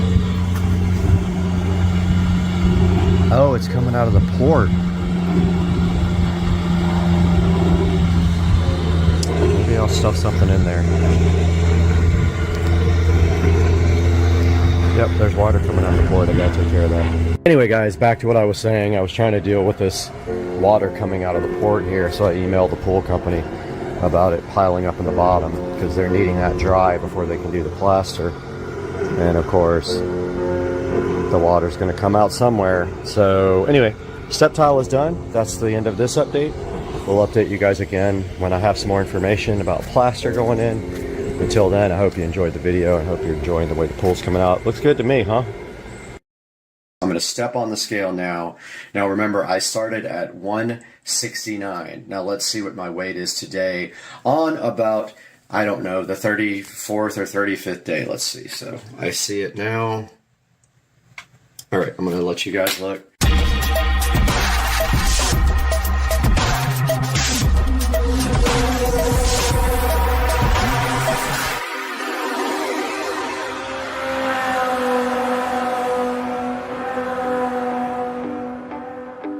Hey guys, welcome back to the channel, and today we have kind of a different video on supercar street racing. Today we're going to be talking about weight loss and what kind of weight loss plans can help you on your goals. I started on my weight loss plan on the 1st of January. Here we are over a month into that plan, and I'm gonna update you guys here on how I did it and then weigh in live for you so you can see the results here on week 5 of my weight loss journey. We'll talk a lot about the diet, what you have to do for your lifestyle, what's going to actually make a difference in your weight loss and your fitness plan, and then hopefully you can get started on yours. So let's get right into it. Alright, so you saw at the beginning of the video, you didn't see the weight yet because I'm making you guys wait till the end for that. But you saw at the beginning of the video me stepping on a scale, and that is a Bluetooth scale that has an app for the phone. I will put a link down in the description for the scale if you're interested in tracking your weight loss and your body fat results. I highly recommend it. Now let's talk about what we are doing to lose weight. So let's talk about my fitness first so you guys can see what I do every day to stay in shape. Now, every day I work very early in the morning, so you'll see me up between 4 and 6 a.m. every day, depending on what happened the night before, if I was able to get to sleep or not. Also, alcohol has been a big factor in gaining weight, and I don't drink beer, but I did stop drinking alcohol completely during the week because it affects my ability to get a good night's sleep. So I stopped drinking alcohol on the weekdays, with just minor exceptions if there are events that I need to go to and hang out with vendors or friends, but I generally do not drink during the weekdays anymore. And I get to bed between 9 and 10 every night and get up between 4 and 6 a.m. every day. So yeah, alcohol is the first big thing before we get into the fitness part. Okay, what is my workout regimen like? Well, it's pretty intense, I would say. I was looking for the correct word for it. It's pretty intense. I am up, like I said before, between 4 and 6 a.m. every day, and the first thing I do is check emails at work and make sure there's nothing happening at work, and then I am straight on to the treadmill that is out in the sunroom, and I will show you guys that here momentarily. But I do get on that treadmill and I have it on a slight incline, and I do 3 to 3.2 miles per hour on the treadmill, and I do 60 minutes every day of the week, even Saturday and Sunday while I'm on this. And I was doing it before the weight loss journey, but now I am doing it because of the weight loss journey, and it is actually taking some good effect on my fitness. And so that is the first thing I do. Then directly after the treadmill, I am on these weights right here, which are next to me. I no longer go to the gym, as I sold my car and I don't have a vehicle at this point except for the golf cart and the mini bike, and there is no local gym that I can ride that to. So I do all my workouts at home directly after I get on the treadmill. And while I am doing my workouts, I am also working between sets. I'm doing work for the actual job. So my workout here on these weights consists of about 30 minutes. I do work out every part of the body every day mostly. I skip 1 or 2 different body parts on every other day. But on Monday, Wednesday, and Friday, I do legs along with every other body part. On every other day besides that, in the weekends, I don't do legs. I just do every upper body part, and I do that on a daily basis. So like I said, it takes me about 30 minutes, and I will put that workout routine up on the screen right now. Guys, here is my workout routine on the screen right now. I do work out 7 days a week, but on Monday, Wednesday, and Friday, those are my hardest workouts. And you can see right here, Monday, Wednesday, and Friday, I do biceps, I do triceps, I do shoulders, traps, legs, chest, back, and abs. It's a pretty thorough workout, and it's every part of my body on Monday, Wednesday, and Friday. Tuesday, Thursday, Saturday, and Sunday, I do biceps, triceps, shoulders, chest, back, and abs. All right, guys, so now I'm gonna show you where I do my daily workouts. So this is my sunroom. Welcome to the Supercar Street Racing sunroom. I'm having trouble saying it today. And you can see outside this beautiful view here that we have. And it's actually cold today. And look, the door is open in the sunroom because I was working out this morning. But this is where I actually do all my workouts. This is my Proform crosswalk treadmill that I bought at a yard sale for actually got it for free because the guy was trying to get rid of it. And he actually brought it to my house. So every morning I am on this treadmill. It is set to this particular incline here. And then I do 1 hour on the treadmill. And I have my Bluetooth headphones here. They're over-the-ear headphones. And then I watch this television here where I watch Supercar Street Racing every single day. 30 minutes on this treadmill at the incline that it's sitting at now. Usually says about 350 calories. I don't know if that's accurate or not, but let's go with that. Let's say I burn 350 calories on this lovely treadmill watching this lovely television with this amazing view right here. So let's talk about the diet plan. And yes, my diet plan is low carb and keto. So it may even lean more towards only meat, the carnivore diet. But I actually do have some carbs, not a whole lot. I have some keto-friendly tortillas that I use. They are low net carb, and net carb is what you're looking for when you're doing keto. You want to ingest no more than 25 net carbs per day. I think my intake is way lower than that. I do have, like I said, I have some keto-friendly tortillas, and I do have keto bread, and then I concentrate mostly on veggies and meat. I do salads for sure every other 2-3 days, or I get a big salad from a to-go restaurant and I eat that over several days. But I do eat a lot of chicken, I do eat some fish, I eat a lot of beef, and that is my current diet plan. So I do not eat breakfast. I skip breakfast while I'm on my weight loss plan. I have been doing that for about 30 days. I have a small lunch. Portion control is another big thing for me. Trying not to eat a lot is a big deal for me. So at lunch, I will have cold cuts and cheese or some kind of meat or a salad. And then for dinner, I will have meat, maybe a tortilla and some bread with my stuff if I do a sandwich. But I generally try to keep that portion control on, and that is a big part of doing this diet.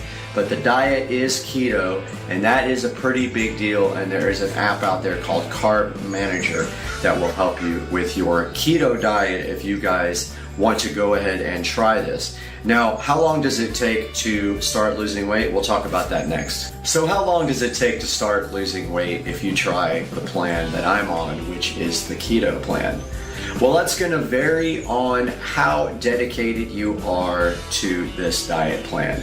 I am currently trying to get my neighbors across the street, Rich and Trish, to do this diet as well. And they have definitely stepped up a little bit, and they are doing some of the things that I'm doing. They're trying to anyway. But in order for this diet to work 100%, if you want really effective results, you have to stick with the plan, and you cannot deviate for a day or two, as it will take your body out of ketosis. So what is ketosis? Well, we're going to explain that next. All right, so guys, what is ketosis? That is a metabolic state where your body burns fat for energy instead of glucose. And that's the state you want to be in for weight loss. Right here, we have some One Earth Health ketone test strips. Now what these do, and I believe these are expired because they are not working anymore, but they did expire on 8/6/2022 and they're not reacting anymore. So you have to use these before they get expired. But what these guys do is they have a color chart on the side that tells you how far into ketosis your body actually is. You can see here it goes from brown, which is the stock color, all the way up to a dark purple when your body is in ketosis. And your body will get into ketosis if you can get that keto diet lined up and do not cheat on that diet and stay away from the absolutely nots. There's a lot of things on the keto diet that while they might not be high in net carbs, they're absolute no's, and that is things like bread and potatoes, which are, just absolutely knows for the keto diet. Now, one good thing about the keto diet is you can actually have fried foods. You need high fats in the keto diet, and all that can be done in the Carb Manager app, which will help you on your day-to-day diet plan. It has every food in there and will tell you the net carbs and your fat levels and all that, and help you get into ketosis. And you can also track your weight and your exercise on there, but getting these ketone test strips first will actually help you, and I will have a link down in the description for the ketone test strips. Now let's take a look in my fridge and see what's in there. It's not much right now. Hey guys, we are in the kitchen now. Welcome to the Supercar Street Racing amazing kitchen here. And today we are talking about the keto diet plan, and we're going to take a look at what is or is not in my refrigerator and in my pantry. So let's get some lights on in here first of all.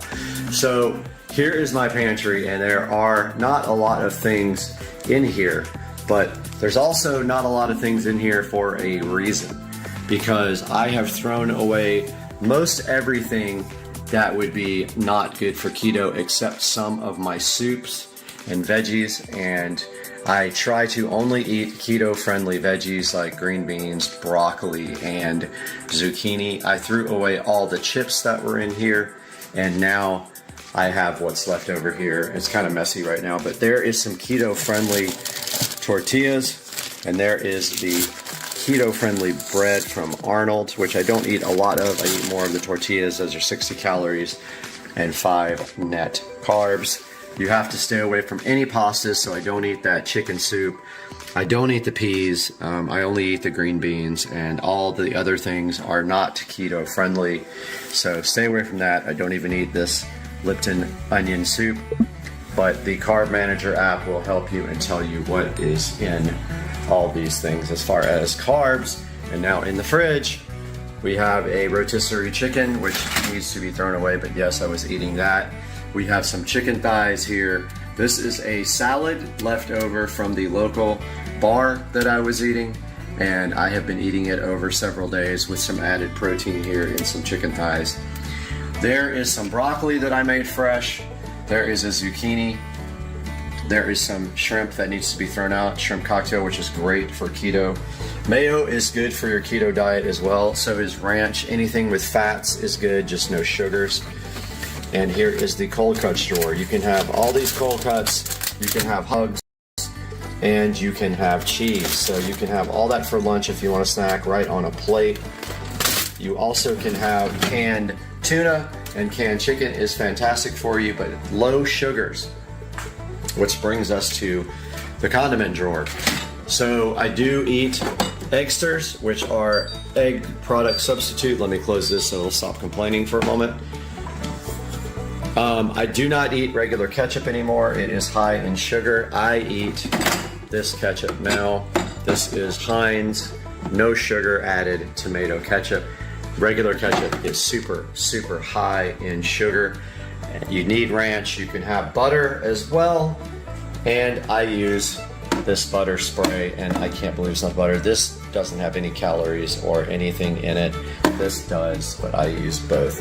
So that's a look into my fridge on Supercar Street Racing and Supercar Street Racing Kitchen. So I'm going to step on the scale now. Now remember, I started at 169. Now let's see what my weight is today on about, I don't know, the 34th or 35th day. Let's see. So I see it now. All right, I'm going to let you guys look. Oh, it didn't lock in. Let's try it again.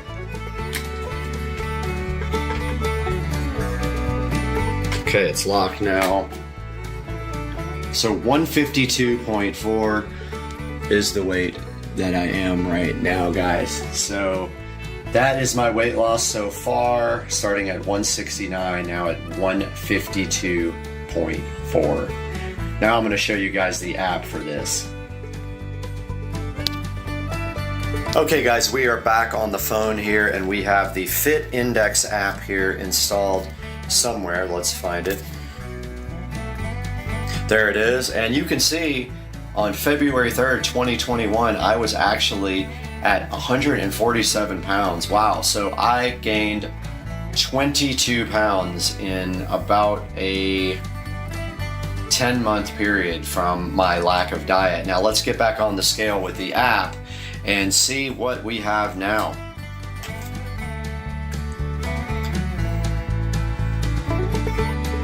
So 152.6, and it is calculating everything now. So there we go, guys. 14% body fat, 152.6 pounds. So I'm still 5 pounds over what I was this time last year. We have to get that back though. Okay guys, that's gonna do it for today's video on supercar street racing. I hope you guys enjoyed this, and I hope it gives you motivation to get out there, get on your diet plan, stick to it, and do some exercises, and you will see results. 30 to 33 days for me. I have lost 17 pounds, and I am not gonna stop until I lose another 5 to 7 more pounds and be on my target weight for summertime. I have to be out there in that pool this summer, and I want to look good doing it. You guys, I'm with you. Please put it in the comments section what your experiences are with the keto diet. Tell me about your fitness goals. Tell me how you're doing. I love you guys. We'll see you soon on Supercar Street Racing.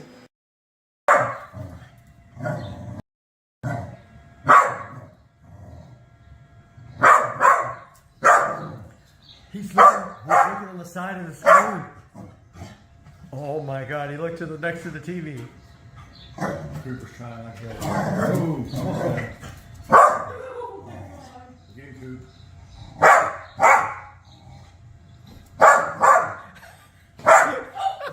can't I get this? You just did.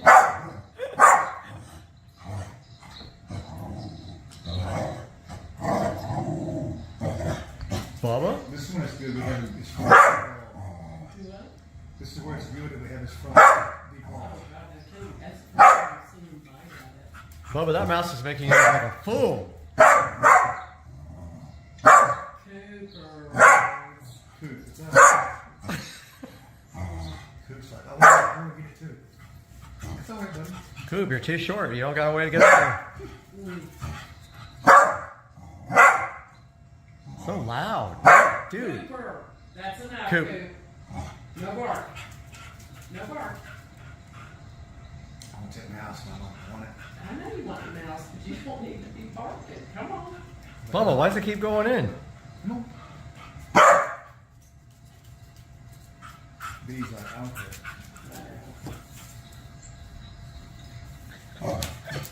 I love his face. He looks at Cooper, he looks at the mouse.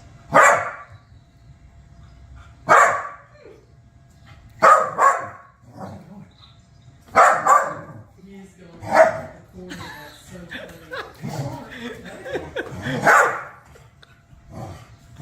Oh my God.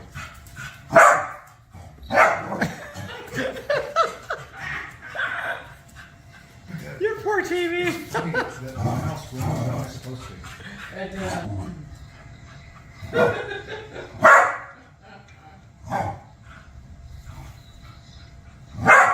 Bubba, where'd it go? It went off the side. Well, I mean, Cooper. Oh my God, look. Coop. That's enough. That's enough. Working some little bags of cheese out there. Making pizza out there. Probably. That's cheese on the ground out there. That's what I Is thought. it that? All right, passing through.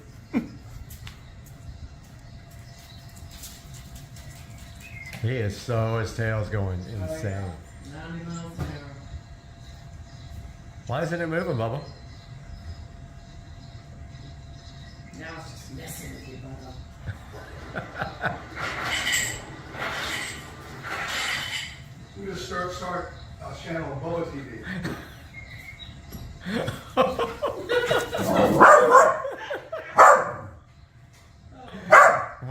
When Bubba jumps, Cooper's like, no, no, no. He's only got him. He's in the corner, damn it. Get him, Bubba!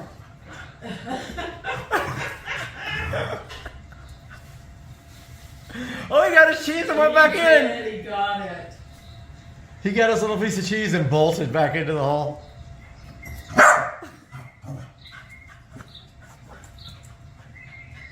Cooper's on the freaking fireplace. Oh my god. Alright, Creeper, you're gonna hurt. Pure entertainment. Oh, jeez. That's good. Oh, look at the little oh! Oh, two! Cooper won't sit there so bad. Yeah, he's trying to figure it out. Bubba, you got 2 to play with now. Oh, he's stalking for time.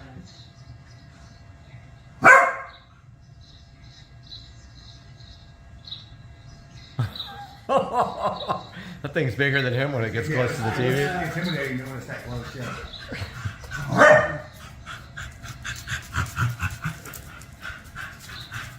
Cooper, goodness gracious.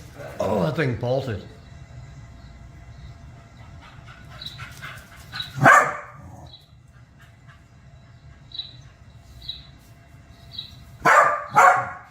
Fast, huh? Where's the other one? Oh, there it is. There it is. Oh, There it oh. is. Double mouse. He's like, oh, there's 2?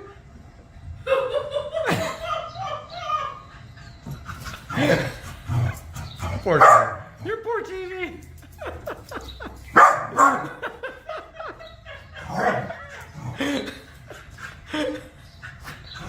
They're just fucking with you now, Bubba. They're getting their cheese.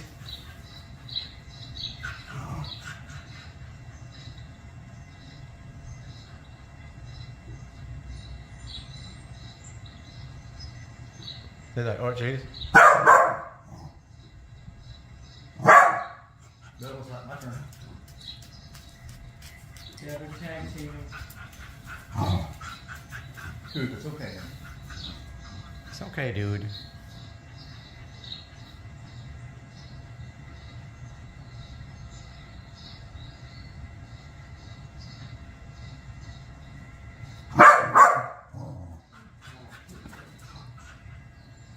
Yes, laser lock. I know, Bobby. I know.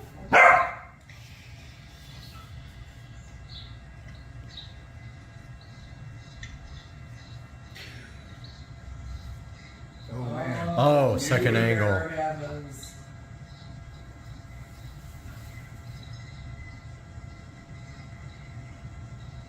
He's skeptical. Oh, this one's skittish. Mm-hmm. Hang on, bud. What you want? Where's your big chunk? There you go. There you go, there you go. Get him both. Get him. You let that guy go? He's losing interest. Yeah, it's waning. He's getting frustrated. I can't get him, so. Yeah. Well, Cooper, you almost got that flag. Good try. Oh, here we go. Yeah, but then he goes like, damn it, nothing's happening.